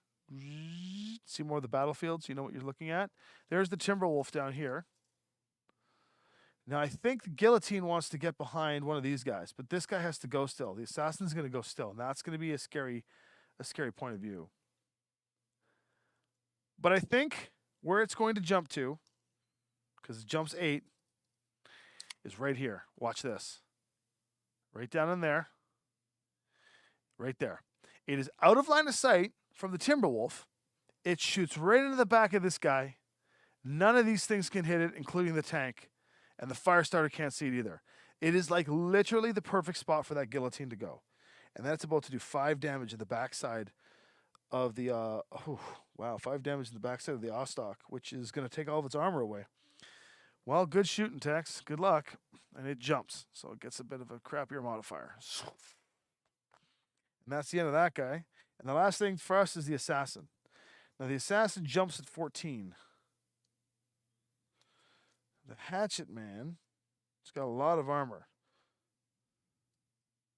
Yeah. Right behind. That's where we're going. Hatchet Man's jumping behind, or the Assassin jumps behind the Hatchet Man, and we'll see what happens. Has the date been established for the full release of Aces? And I'm loving the videos your group is doing. Oh, thank you very much. We don't have a release date for Aces because, to be quite honest, the caliber of what's happening with it keeps changing, in that it started off as just a small pack and is now growing into something a little bigger. I'm going to let Catalyst do all the releasing on that one. Go back to the wide here. I'm going to let Catalyst do all the releasing, the date releases and all that stuff that they're doing, because it's very exciting what they're doing. I'm pretty blown away. I think you will be too. So time for a pop. I love that you guys are watching the videos. Thank you so much. I appreciate everything you guys do. Please keep in mind that going forward, we want to do more of these Aces videos on a very regular basis. So please consider subscribing to the channel, to YouTube, and to our Twitch, because we've got all that. I'm just going to quickly take a look at all the channels right now. Thank you to Delay of Games for resubscribing again. That's very, very kind of you. And for all of you watching on both YouTube and Twitch, much appreciated. You guys are amazing. So, okay, so going back to the game here to try to get this through, the Assassin has jumped behind the Hatchet Man, and that would mean that all of my movement is complete. So now it is time to go into firing. For those of you watching that understand that in Alpha Strike Aces, the human player always goes first. No, I'm not actually, Alex. I'm not skilled at Alpha Strike at all. I was doing much better with Aaron here earlier when he was rolling the dice and kicking ass. As you notice, I've got a pretty good grip on it now. I'd love to actually play a competitive game to see where my skills are at. But to be honest, I'm not quite sure where I'm at yet. The AI has won more times against me than me. So I don't know if that's a test for the AI being badass or I'm just doing well. But let's see what happens. First things first on the firing. Do I have a shot with the Firestarter? Might as well get this thing off the ground while I can. I do have a shot on the Archer, so let's try and take a shot on the Archer. Yep. Or is the building in the way? Okay, let's take a shot on the Archer. We're going to go with 3 TMM for 5 for range. The archers, sorry, three skill, 2 for the TMM on the archer, 5, 7 for range, 8 for cover, and I rolled an 8. So the fire starter from medium range does 1 point of damage to the archer. Clink. All right, boys, we're winning. 1 point of damage, and he is fired. Then we're going to go to, let's get the Devastator. Devastator, do I want to shoot the archer or do I want to shoot the Thunderbolt? Let's just focus fire this archer down because the archer does way more damage than the Thunderbolt. So we're going to shoot right here. It is within medium range. We're going to go 3, 4, 5 for the range, 6 for cover, 7, 8 for TMM, 8s again. Devastator on 8s. 8s. Boom. That's a good hit. The Devastator does 7 damage. So, 1, 2, 3, 4, 5, 6, and 1 into the hull. Crit time. What? What? Does that count? 2. Ammo hit. What happens when ammo gets hit? Well, the archer has case 2, so I don't think that does anything. Because I think ammo hit is mech destroyed. But this thing has case 2, so that means it can survive the ammo hit that should have killed it. Oh my god, that was a death. Wow. Wow. So case 2 keeps the missile bolt alive. Otherwise, I would have killed the archer. And since the archer still has half its health, it is not going to go into force withdrawal, but it is basically 1 shot away from death. And the good thing I shot with the fire starter because it was able to take a piece of armor off enough for me to get into the hull, into the structure of the archer. So they've fired. We're gonna do the blah, blah, blah, blah. Let's do the Ostrak. Ostrak gets a shot on the hatchet man. It's the only shot it's got, I think. Yeah, it can't. No, it can't see the Griffin. It cannot hit the guillotine. It can only shoot the hatchet man. So let's get the Ostrak in on the hatchet man. Hatchet man. So 3, 4, 5 for range, 6 for cover, and the TMM on the hatchet man is 1. So 3, 4, 5, 6, 7s. I need 7s. That's a 10. That's a good solid hit, man. The Ostrak is doing 4 damage to the hatchet man, which gets rid of 4 of its 5 shields, just in time for the assassin to finish him off. I think the Ontos needs to shoot this Marauder. So we know that it is medium range still, because that's how 6 inches works. At least last I checked. No, that's short range. Okay, so the Ontos is 3 skill rating, nothing for range. The Marauder has a TMM 1, so 4, and covers 5. So we need 6 for jumping. 6s. That would be a 7. Bang. 7 damage into the Marauder, which goes 1, 2, 3, 4, 5, 6, 7. 1 into its hull. We're going to roll for another crit. That's 8. 8 is weapon hit. Brings the Marauder down a notch or 2. See you later, weapon hit. Let's go back to this mess over here. This is the absolute mess that's happening right now. So what we did here is show you out here what happened. The Marauder is hidden right there, and the Ontos turns its turret, went pop right into the Marauder, brought it down to 2 health remaining. Marauder's not very happy, and the weapon hit for the next turn, and it will not be force withdrawing yet. I think we're gonna try and do the assassin here on the hatchet man. Assassin, if you can see it on the screen here, yeah, the assassin and the hatchet man are right there. I'll go back to the wide so you can see that. These guys are going at it right there. Let's go for the assassin for 3, 4, 5. For jumping. And that's it. 6. These 6s because of the TMM. That's an 8. And the assassin in short range does 1 damage, plus 1 for the rear. And that puts the hatchet man into half of its health. So it's going into force withdrawal, but we get to roll a crit. And I rolled an 8. And an 8 on the crit chart is weapon hit. So not only is that Hatchet Man trying to run away, but he has very little weaponry left because he can only deal 1 damage. Man, this is the revenge, man. That last match where they beat us by blowing up our box. This is like Lynnvander's back with a vengeance. Oh my god. We were decimating these guys. Although I still got 3 rounds. Right? I got by the end of the 5th round, I got to blow that generator up and I have to do 12 points of damage to a standstill item with my skills and stuff still. I still have to blow it up. So I have to penetrate the armor. So let's see if we can do it. So Hatchet Man, so let's see here. Who's fired? The Devastator's fired. The Ostrak is fired.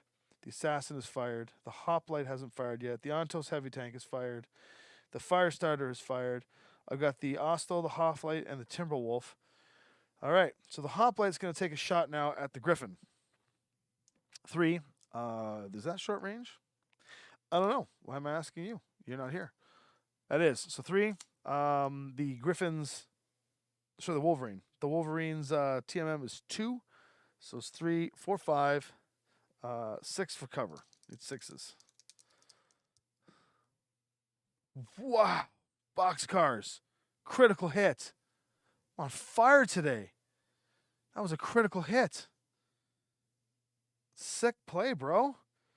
All right. Well, anyways, let's see the damage here. The Hoplite is dealing 5 damage into the Wolverine. 1, 2, 3, 4, 5. Gets it down to 1 armor. And I'll roll a crit. 7. MP hit. That Wolverine has got movement problems now, and he's stuck as the only flank. I think I've won this game. But let's find out. Could be a twist around. They get to fire back. I don't know what they're going to do to me.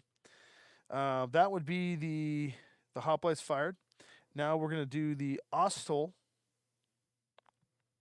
And the Ostel, where did it go? Oh, it went all the way over there. It has no shot on anything. And the Timberwolf's left. And the Timberwolf is going to take a shot on the Griffin. Sorry, the Wolverine. Keep mixing that up. So medium range 2, 3 for skills 5. Griffin's got 2 for TMM, so 7s and covers 8.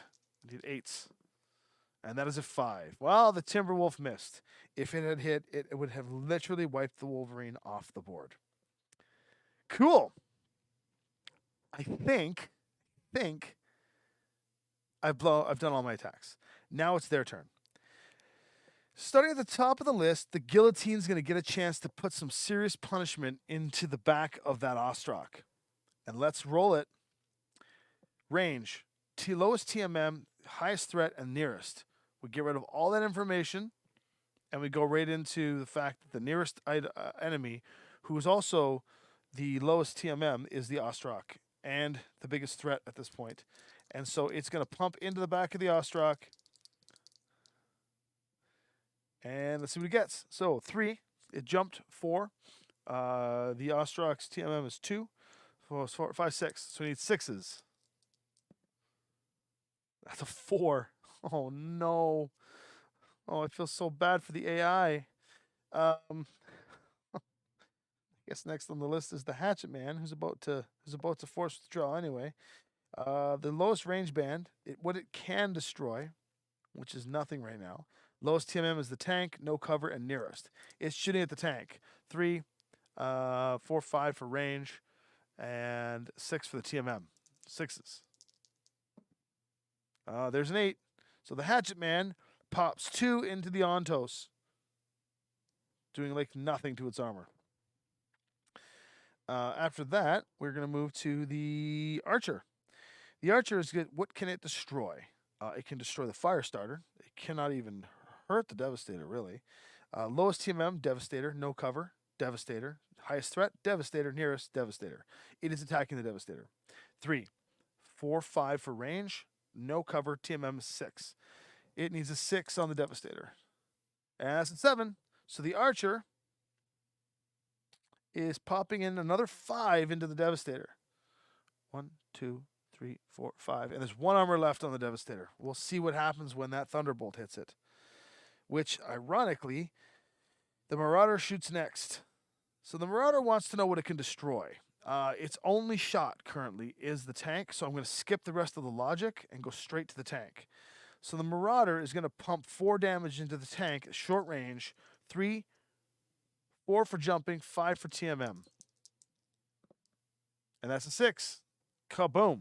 So the Marauder puts 4 more into the tank, which strips off all of its armor. It's not over yet, friends. It's not over yet. The next thing on the list is the Wolverine. The badly beaten Wolverine gets to shoot the lowest TMM and the lowest range band, which is the Hoplite. No cover, which is, I believe, the Hoplite and the nearest. So it's going to shoot the Hoplite for a hopeful 2 damage into its hull. It's 3 short range, and so it needs 4s. And that's a 9, so that's 2 damage into the Hoplite. Clink, clink. So a significant rebound. And the last thing is the Thunderbolt. The Thunderbolt here, what can it destroy? Well, luckily the Thunderbolt does 3 damage. The Devastator, if it takes the 3, will go into force withdrawal, which I did say is a can destroy mechanism. Highest health, lowest TMM, and nearest. And not to mention its only shot is the Devastator. So, to take the Devastator off the board, which would actually hurt my chances of victory, we need to do 3. No cover. So it's 3, 4, 5 for range, and 6 for the TMM. I need 6s. That's a 7. So the Devastator, and then I have a crit now, is taking 3. So 1 into the hull, or 1 into the shields or armor, and then 2 into the structure, which gives it its half health, which means that it's going into force withdrawal, but it's not dead yet, so it can fire on its way out. And the critical is an 8. And the 8 is a weapon hit. So even if it was around, it's got a weapon hit to it, so it's shooting a lot less. But we all know the damage it can do. And the Thunderbolt kicks ass. Everything is done. Cleanup phase. Let's see what cleans up here. Archer, still alive and still willing to fight. So I'll remove that token, put this deck under here, give it a new card. The Thunderbolt, still alive, no damage to it. Moves to its next thing. There you go. The Hatchet Man into force withdrawal, but it still gets an AI deck to do its combats and things. The Assassin is totally fine. The Marauder is going to stick around and fight a little bit longer, even though it only has 2 health left. And we'll put the Skirmish here. So we are tweaking the rules a little bit for that. But yes, I'll go back to this view for you guys. For the tweaking the rules for the multiple damage system. Yeah, I'll be rolling motive hit for vehicles. I haven't gotten any, luckily. See if we can pop that thing up. And then the Guillotine's going to stay, the Wolverine's going to stay, and all of the decks have been redistributed. Okay, so they're all reset. Now I'm just going to pull all these tokens off, and we're going to go into the next round. We're going to go into round 3 of 5. I got to start pumping some damage here into the actual enemy base. So just to let you know the scenario, for those of you that are newly watching, I got to pump 20 damage into this generator and blow it up to take their enemies offline. Right now we're going into round 3, and I got to do it by the end of round 5. So I literally have a couple of rounds left to go before it's game over. So here we go.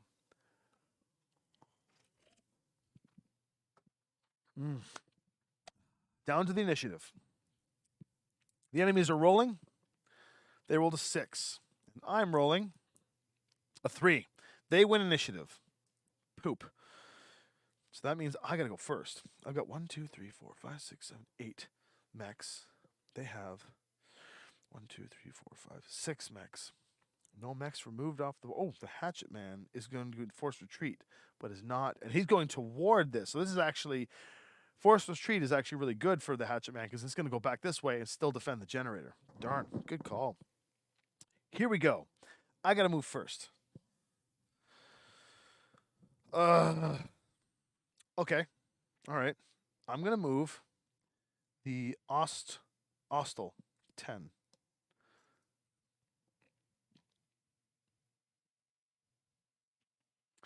If I go up here, Can I get a clean line of sight on this generator?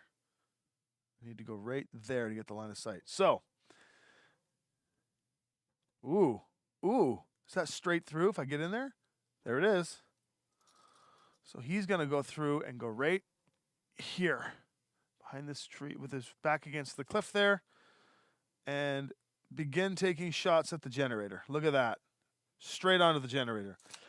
All right. The Ostel says, target in sight.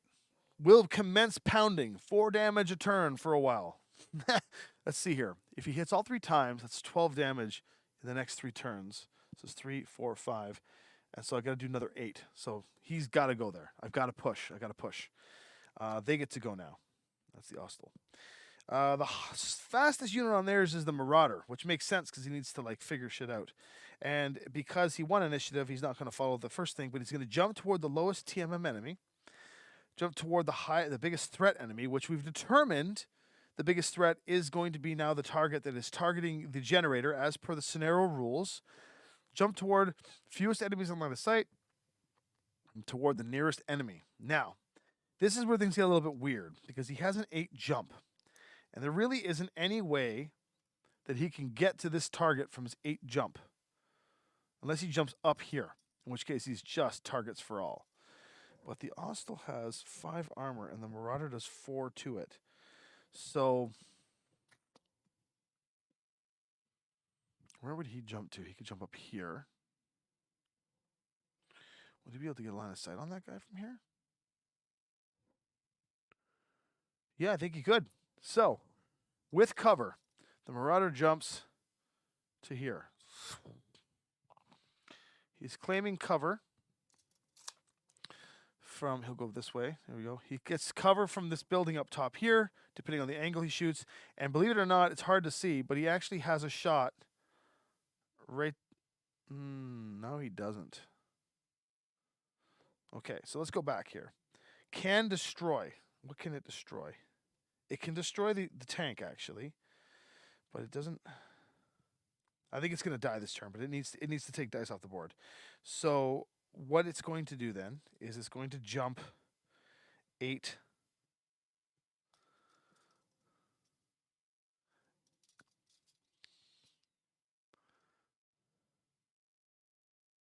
Yeah, I think it's going to stay up there. I think that's where it wants to go.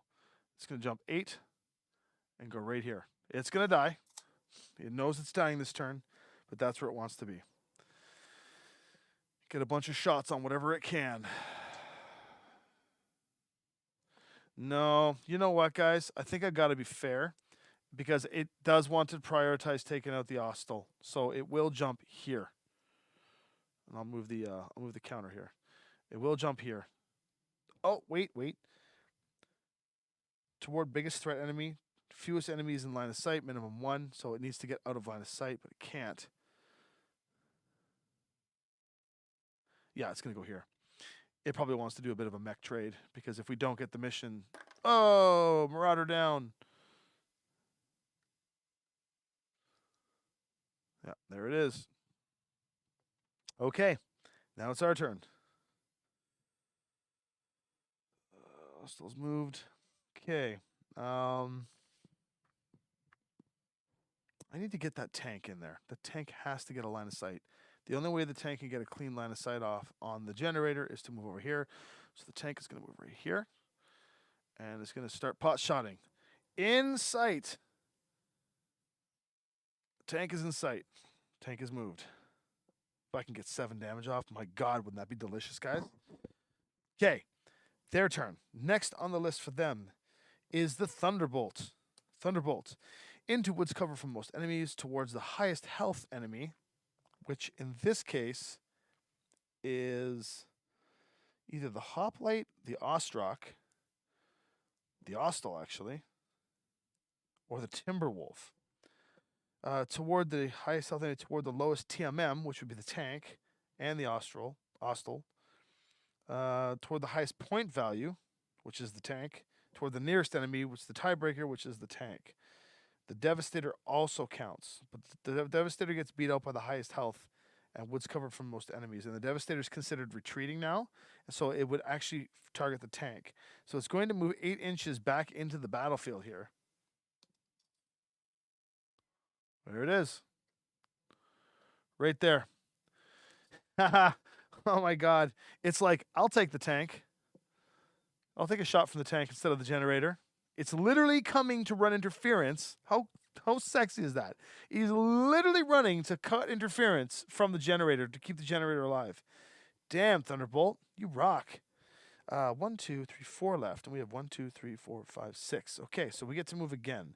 I'm gonna burn some movement here by moving the fire starter. The fire starter moves 6.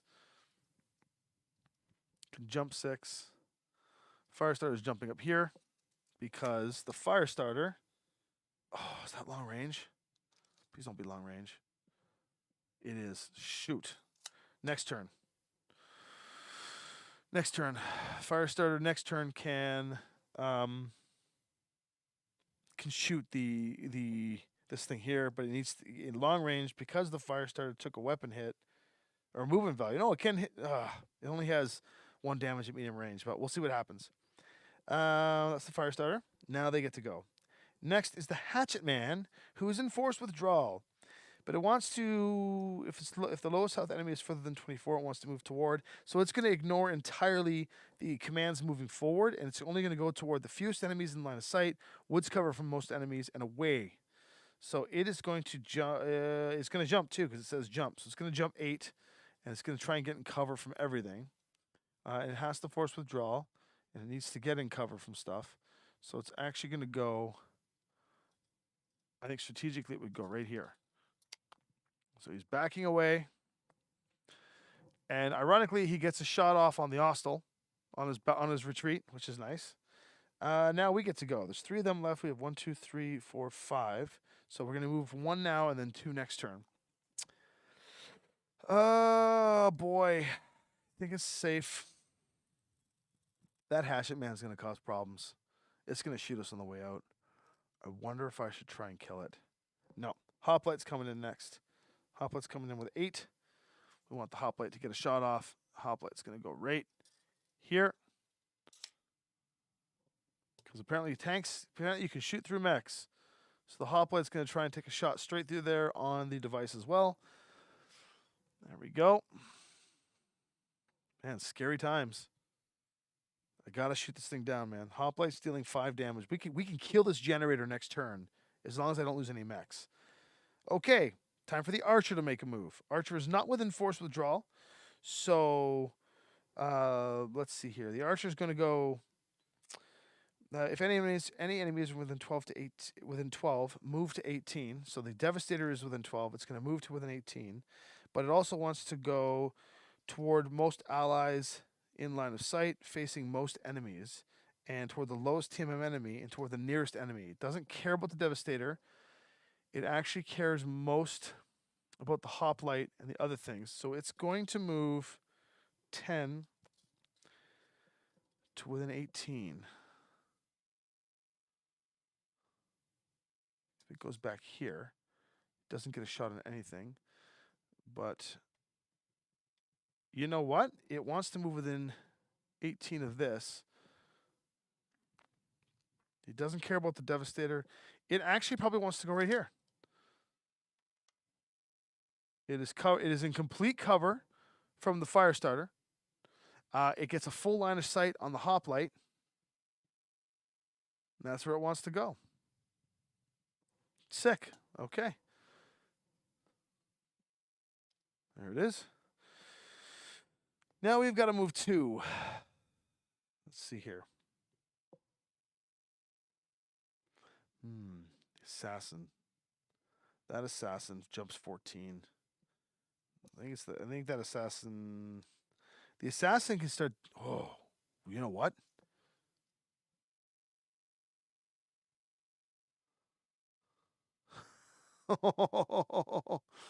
Here's where the assassin's going. Into full cover. And it's just going to go. Does that even show on this side? Yeah. I think so. The assassin literally just jumps right down into here. You can see him right there. He's like peekaboo, peekaboo, peekaboo, peekaboo. He's hiding from everything, and he's just popping into this thing. Yeah, man. That's the way we go. That's the way we do it. Okay, so next, the assassin's moved, and we got to do a jump token for him. And now we got to do one more. So the Ostrak should probably get in there. Oh, I forgot the guillotine's there. Ooh, yeah. Yeah. So the Ostrak has a clean shot, but he's got to move. So the Ostrak's going to move 10.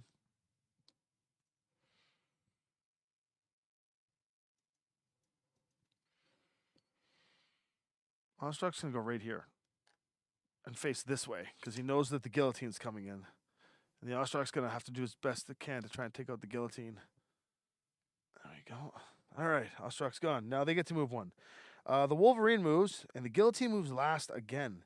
So the Wolverine, that's really good. Damn you, AI. Wolverine has a movement issue, and so it is not enforced withdrawal. But if any enemy is within 24 and line of sight with TMM 1 or less, it will stand still. It does not have that option. So instead, it is going to move cover from most enemies toward the biggest threat, which happens to be any one of these guys. So then it will be, let's see here. The next thing is biggest threat toward the fewest enemies in line of sight, toward the nearest enemy. Can it jump? It can. Let me see here. Let me just adjust this bad boy. What you gonna do? What you gonna do when they come for you? Here we go. Okay, so as you can see here, this Wolverine is sitting right here. And it wants to target this thing, get in behind that. It could get behind these guys too. It has a total movement of 8. So if I wanted to, I could destroy the map. If I wanted to, it has enough movement. Yeah, that's where it's going to go.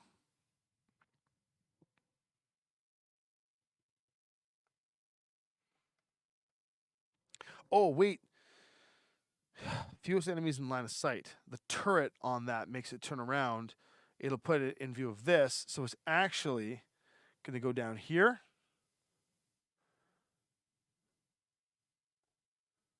It has enough movement to go down and climb up. Line of sight. Right there. And get a shot into the backside. So you guys can see that okay? So there he is. He went down behind there. Let me see if one of the other cam. Yeah, you can see that. That's great.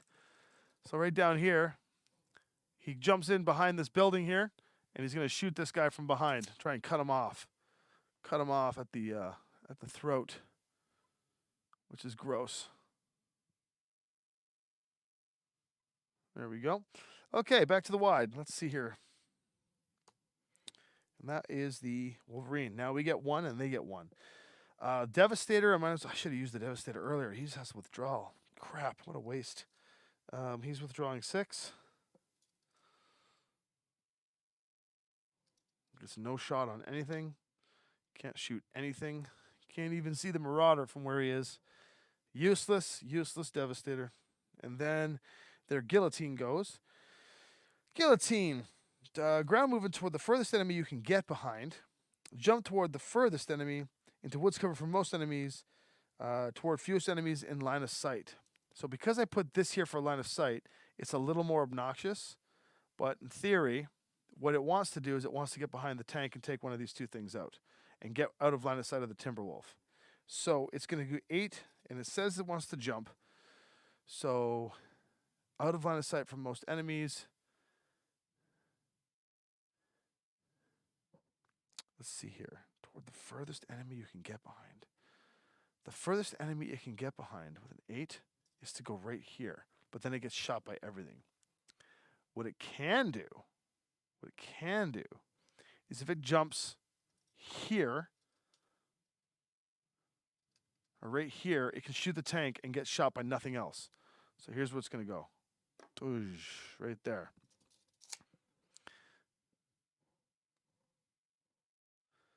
Yeah, that's where it's going to go. That makes perfect sense. And it jumps there. Where's my jump? Well, the guillotine's going to take out some of my stuff, or at least it's going to hope to. And it is within 6 inches. Done. All right, guillotine's gone. Last is my Timberwolf. The Timberwolf moves 10. God, I love the Timberwolf. That Timberwolf's got to get in and do some damage. Timberwolf can get in here to take the guillotine out, so let's do it. Timberwolf's going to come right here. Claim cover and try and shoot the shit out of that guillotine and get it off the damn board. Done. All right. Here you go. There's the mess as you see it. As you can see it right there. You've got a little bit of a battle report here. You got the focus right there. You got the guillotine right there in between the buildings. The Marauders up top shooting down. You got the tank, the Ontos, and the hoplite going into some problems here. The Timberwolves going to try and take out the guillotine. Firestarter's chilling out behind the building. And we've got the Archer over on the side over here. It's going to try and lob some stuff in to the battle over here. It is a giant kill pocket. We've got the Ostrak in here. And then we've got the Thunderbolt down here. And the Hatchet Man, which I believe Hatchet Man's going to get a shot over there. Oh, man, this is going to be a blood fest. This is going to be a blood fest. Here we go. Humans declare fire first. Let's try and take this guillotine down a peg. So the Timberwolf is going to take a shot. 3. Is it short range? It might just be. Yeah. So 3. It jumped as 4. The guillotines. TMM was 1, so 5. And no cover. So I need 5s. Let's go back to the wide for this one. I need 5s. There is a 6. So the Timberwolf pumps 5 damage into the guillotine. 1, 2, 3, 4, 5. Leaving it with 1 armor remaining. Timberwolf's fired. Devastator, no shot. Ostel, gonna take a shot at the Generator. So skill 3, range 2 is 5. No TMM for the Generator. It's 5, but it gets 5. So we're gonna shoot 5. 4, 8. So here we go. We did it. Boom. And so the Ostel puts 4 damage. There you go. 4 damage so far onto the Generator. Nice shot, Ostel. Assassin. It's going to try and put 1 damage. It's 3, short range. It jumps, so 4. That's a 7. So we put 1 more damage onto it. 5 damage of 20. The Assassin is shot. The Ostrak has nothing to shoot at. So the Ostrak shoots nothing. Oh, wait a second. No, it is out of the firing arc to the Archer. So the Ostrak shoots nothing. The Firestarter has nothing to shoot at. So the Firestarter can't shoot anything because where I put it. So that takes care of that. The Ontos heavy tank and the hoplite are left. So the Ontos. All right, guys, this is the real mix here. Do I shoot at the Generator, knowing that that's what I've got, or do I try and remove the Thunderbolt's armor, which is going to be a problem? What range is this? Is it within 24? Yes.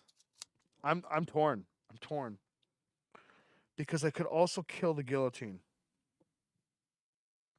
Round 3. We're on round 3. Okay, this is rough. We're on round 3. This is a tough situation. So let's math this out here. I can put 7 into the Generator, bringing it up to 12, and the hoplite can bring it up to. We could kill it next turn, but I'm going to lose max in the process. Oh man! Or I can attempt to take the guillotine off the board, no, because they're going to kill my tank. My tank only has Man, this is a tough scenario all of a sudden. My tank only has 5. I'm not going to shoot with the tank first. I think what I want to do is make a judgment call. Oh, man. Yeah. Thunderbolt has 3, 6, 7 armor. So the Ontos could take the armor. If the Ontos... Oh, I got the Marauder still up there too. Crap. Yeah, my tank is dead. So I think I want dice off the board so I can do more damage on the next turn or drop 7 into it now. So it's gonna be 3, 4, 5 for range. It's 5. 5 for 7 damage. 5 for 7 damage. The hoplite can't shoot anything. All right, you know what? I'm taking dice off the board. Here's what I'm doing. I'm gonna take the tank and we're gonna take the guillotine off the board. Let's just do that. Because if he hits the guillotine once, he takes it off the board. So 3. Short range. Jump is 4. Guillotine's TMM is 1, so 5. So I need to roll 5. Cover, 6. I need 6s to take the guillotine off the board. There's a 9. So that is 7 damage into the guillotine, which then puts it to... That's exactly its life. Boom. Guillotine is toast before it does its parting shot. That was the right call. Now the Marauder, the hoplite, is going to take a shot at the generator. I think this is a much better situation because the hoplite's got a lot of armor left. So we're going to go with 3, 4, 5. So I need 5s. 5s for 5 damage. That's worth it. That's 5. Right on. So another 5 damage into this. It's 10 damage. We're halfway down the generator. I think we're going to win this as long as my mechs don't get completely wiped off the board. And that's all my shots. Did the Ostel fire? Yeah, it did. That's all my shots. Sick. All right, their turn. Following in reverse order, the highest count was the guillotine. So the guillotine's parting shot back on the game here. It's got a 3 movement. Jumped is 4. No range, so it needs 5s to take the tank out. Here we go. I rolled a 3. Boom. Guillotine off the board. It was doing so well until that happened. The guillotine is off the board. See you later, guillotine. But now the Marauder is going to take a shot. Next on the list is the Wolverine. The Wolverine is over there. It can destroy the highest movement and nearest. Well, its only living target right now that it can shoot is the Ostel. So it's going to fire into the back of the Ostel for bonus damage. 3, short range, and then the TMM with no cover is 2, so it needs 5s. 5s for 3 damage. That is exactly 5. Oh, man, I thought I was going to get lucky there. So 3 damage into the Ostel. Takes 3 of its armor off. Not dead yet. That's its shot. The next thing on the list here to shoot would be 2-1-2, which is the Archer. The Archers can destroy. The Archer has 2 targets that it can currently shoot at. It can shoot at the Ostrock, or it can shoot at the Hoplite. So the lowest TMM, which would be the Hoplite, because the Ostrock is 2, no cover, the Hoplite, the biggest threat, which is determined as the Hoplite at this point, and the nearest. But it's okay because it wants to override with the highest threat. So it will shoot at the Hoplite. The Archer is going to attempt to put 4 damage into the side of the Hoplite, which is 3, 4, 5 for range, 6 for TMM, no cover. So 6s. Oh my God. If you can see that, you can't see that. I've been rolling off screen. I'm sorry. I just rolled crit on the Hoplite. So the Archer just pumped 5 damage into the Hoplite. So 4 and 5 for one into the structure. So I got 2 critical hits on the Hoplite. Oh no. Let's roll the first one. Blue and yellow crits. So we got 11 and 4. 4 fire control hit and 11 engine hit. This Hoplite is toast. +1 heat and +2 to hit. So it is harder. It is basically not hitting anything at this point. And the hoplite is in 1 structural damage. Wow, that archer did its damage. Jesus. Wow. Now the hatchet man goes. Excuse me. Hatchet man. Its only valid target that it can shoot is, in fact, the Ostel. So let's give it a shot. Those are some sick-ass boxcars. Okay. 3, 4, 5. Is there cover?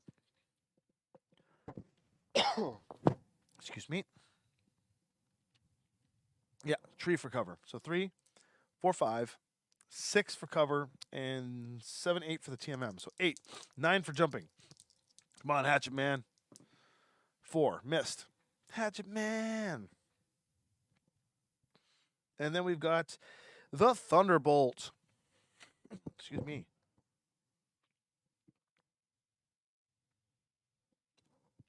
Oh, I'm dehydrating from all this talking here. Thunderbolt. Well, the lowest TMM, which happens to be the hoplite or the tank, can destroy. At this point, it can do either. The highest health, hoplite has 4, tank has 4. No cover, either or, nearest. So it wants to take the hoplite out. Yeah. But knowing the rules of the game, the highest threat toward the generator is the tank. The Marauder still has to shoot and can still shoot the hoplite. So it's actually going to shoot the tank. 3, range, 4, 5, 6 for TMM. That is an 8. I'm afraid to say that the Thunderbolt has put 3 damage into the tank, which doesn't kill it. Doesn't even kill the hoplite, which doesn't kill it, but it causes a crit, which is a 9. And the 9 is no critical hit. But the tank is now in force withdrawal. Damn, that's a good hit, Thunderbolt. What shuts that damage off the field? Crap. Good shooting, Tex. Time for the Marauder. The Marauder can destroy. Highest threat, lowest TMM, no cover, and nearest. It can shoot both of them. Now, because the tank is with force withdrawing, it's going to shoot the hoplite. So 3. Is that? I think that's short range. Way in short range. So 3. 4 for TMM, 5 for jumping. So I need 5s. That is a 4. Suckers! You tried and you failed. I'm so happy that happened. And that is all of the firing. So, cleanup phase. Get all this stuff out of here. We're going into round 4. And luckily, we have 10 damage on the generator. I think we can get the other 10 this turn if we really push it. Although we did lose our tank, which stinks.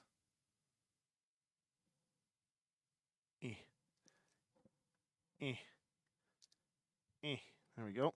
Tokens off. Tokens off. Game on. Round 4.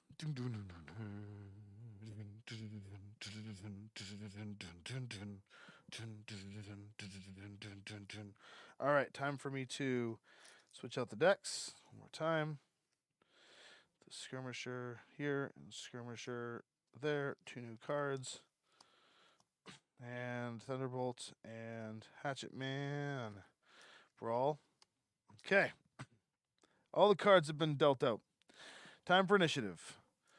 The enemy rolls a 4, and I roll a 6. We go first. The good guys go first, which means they got to move first.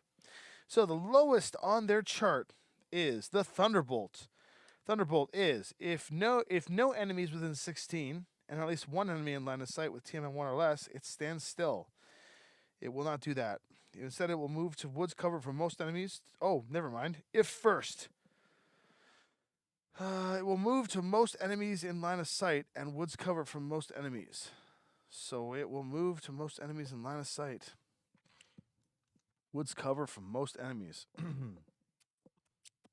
Well, knowing what it has to do, I think it will.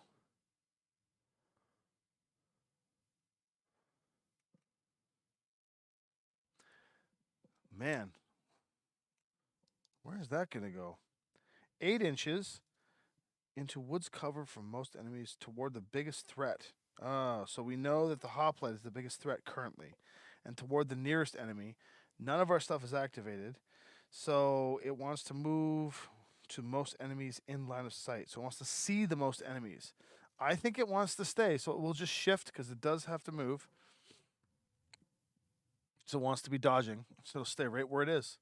I think it will probably turn a little bit to see more. There we go.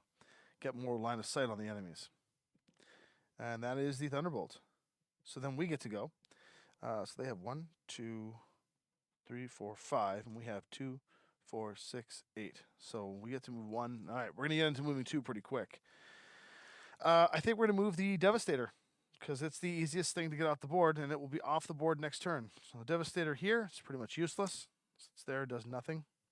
Although it could get a long shot off on that Marauder if it doesn't, if the Marauder doesn't move. And that's the Devastator. Now they get to go. Next on their list is 584. That's the Wolverine gets to go next. And it says it can jump if it can to the lowest health enemy that has not yet moved into woods cover from most enemies. Towards the lowest health enemy. Towards the fewest enemies in line of sight. Into woods cover from most enemies. Toward the furthest enemy. So it basically probably wants to get toward the assassin. Though the assassin can outjump it. It does jump 10, the Wolverine. So it can jump this way, but it knows that this is still a threat. So it might just, yeah, you know what it's going to do? It wants to stop this from shooting. And the Ostel moves 10. The assassin moves 14. It can't get to where the assassin is, so it's going to move right here. Because then it gets the line of sight from pretty much everything and can shoot pretty much everything. Right there. If it goes behind this building, claims cover from the building, it can shoot anything going forward in any capacity or form. Okay, so that's where it wants to go. Is that where it wants to go?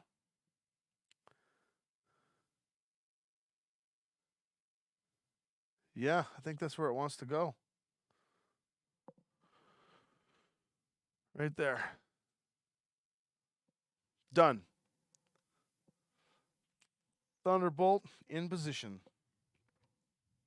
So now they've got 1, 2, 3 left to move. We've got 2, 4, 6, 7. So we have to move 2 right now. We'll move the tank because the tank's got to retreat. Because screw the tank. It's on a road. So the tank is essentially out.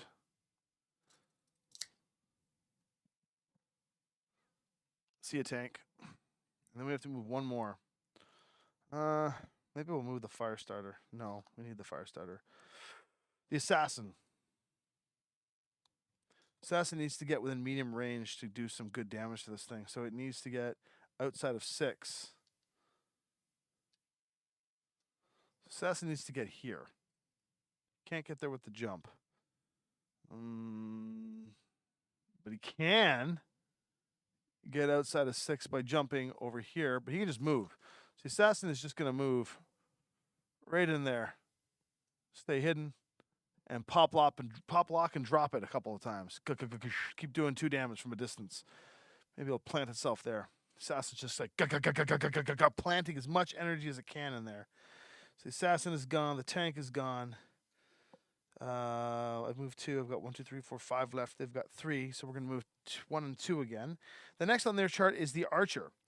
Archer is if you have woods cover from all enemies in line of sight and when at least one enemy in line of sight, then it will stay, but it will not stay. If it can, it will move to woods cover from most enemies into line of sight of the lowest health enemy and toward the nearest enemy. Where does it want to go?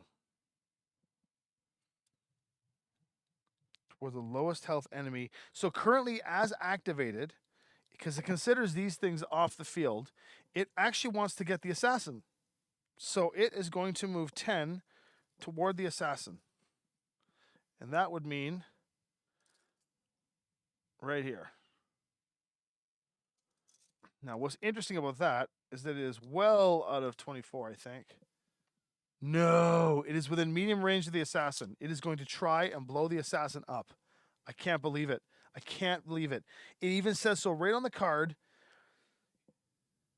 So it'll be woods cover from most enemies, so it'll actually hide there, getting cover from the assassin, if it satisfies that condition, into line of sight of the lowest health enemy, which is, in fact, the assassin, and toward the nearest enemy, which is activated, which is the assassin. Holy shit. I cannot believe that the AI just did that. Jesus. I thought it was totally safe with the assassin there. I didn't even think about this archer being able to wrap around and get him. That is so cool. I love when the AI does cool things like that. I also am really pissed off that I'm not going to get 2 damage for the next 2 turns on that thing. Ugh. Love it. So, I got to move 2 now. Well, I think the hoplite gets one last turn, and it has major issues with its firing control. It is within medium range, so I could put another 5 into it, but I'm going to get +1, 2, 3. I'm going to get +3 to my roll against it. So if I stay perfectly still, I'll at least mitigate some of that. So the hoplite's going to stay exactly still and continue just pumping away on the generator at all costs, even though that thunderbolt's going to rip its head off. And that would be the hoplite. And then the Ostel needs to get in there. The Ostel moves 10, and I need to get within 6 inches. So the Ostel is going to go right up here and turn sideways like this, like that. And it's going to try and claim cover from the building, from that thing, and it's going to pump 6 inches and going to try and pump as much as it can into that and do another 4 damage. This is the final throw, folks. I've got next round, but I don't think I'm going to have very many mechs left to do this. Wow. Okay, the Ostel's gone. We have 3 left, right? I've got the Firestarter, the Ostrock, and the Timberwolf, and they've got 2 left. So they're going to move 1, I move 2, they move 1, then I move 1. Okay, the next on their list is the Hatchet Man, who is in forced withdrawal. It wants woods cover from most enemies, is going to move 8. There's no jump command, so it is going to move out of the way as fast as it can.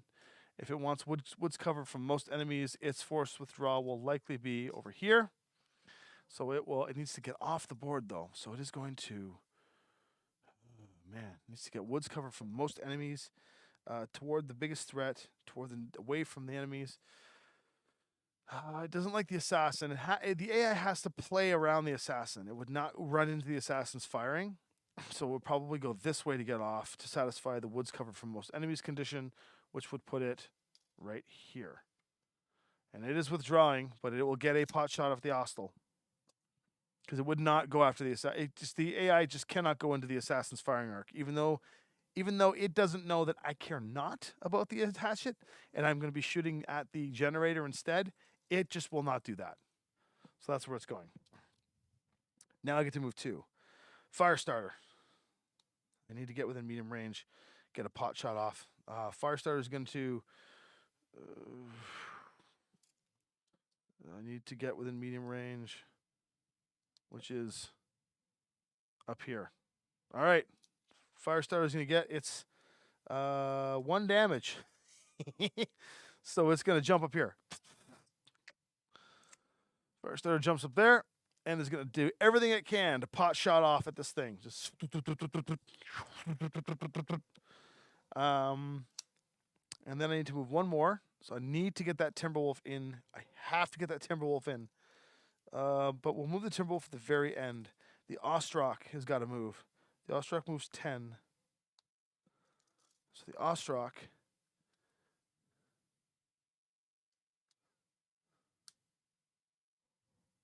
The Ostrak can't get a clear line of shot unless it gets into that firing line.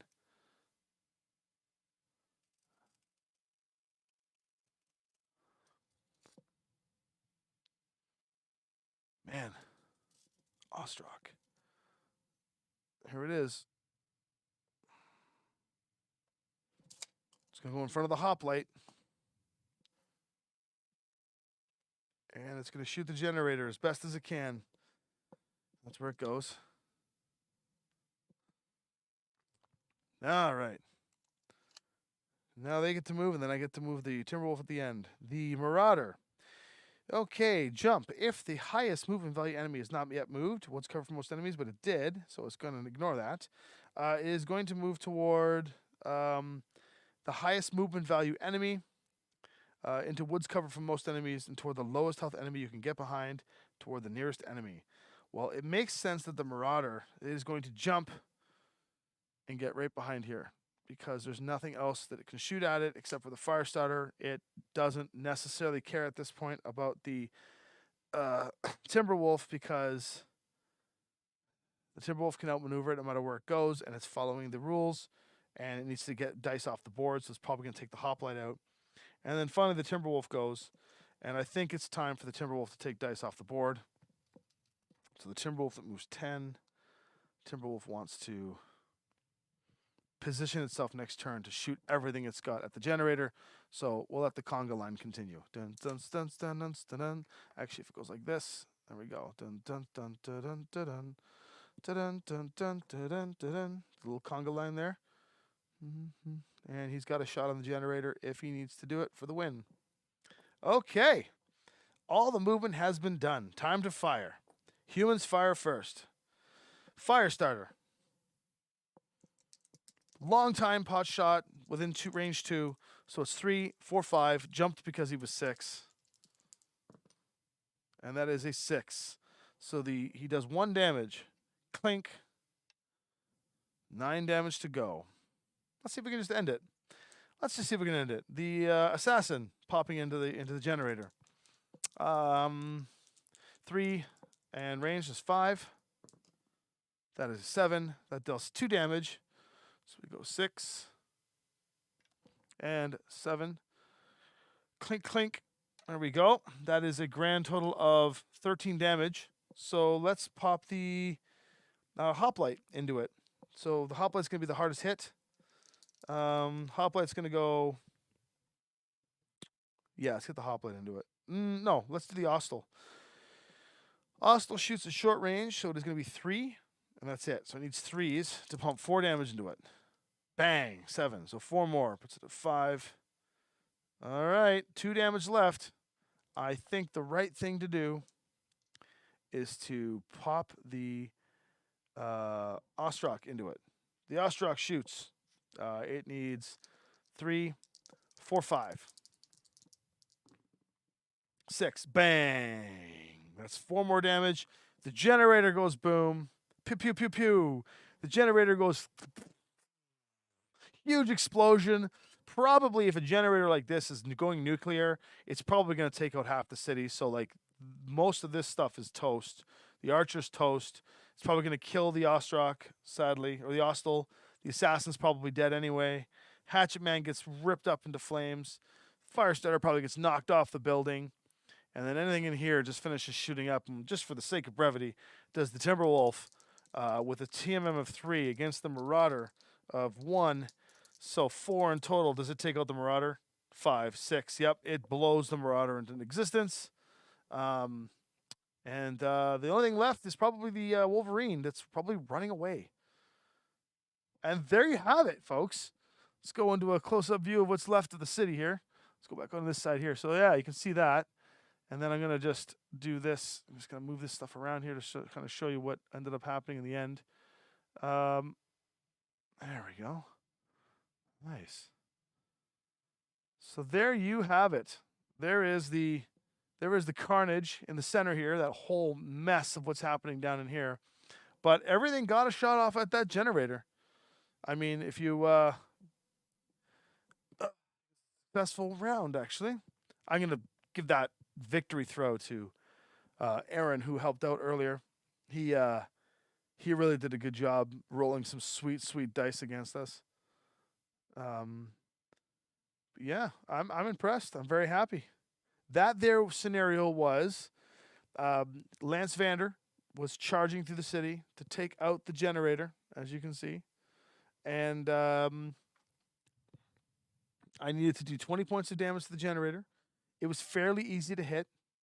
So once I started getting the angle, I tried to give myself a lot of angles to cut off on, but I think in the rebound phase, just to roll for fun, in the rebound phase, the Marauder wiped out the hoplite. The Wolverine, 3, 4, 5, missed the Ostel. The Archer, I rolled an 11, kills the Assassin. So the Assassin gets wiped off the board entirely. And the Thunderbolt takes out the Ostrok's armor, and the tank is gone.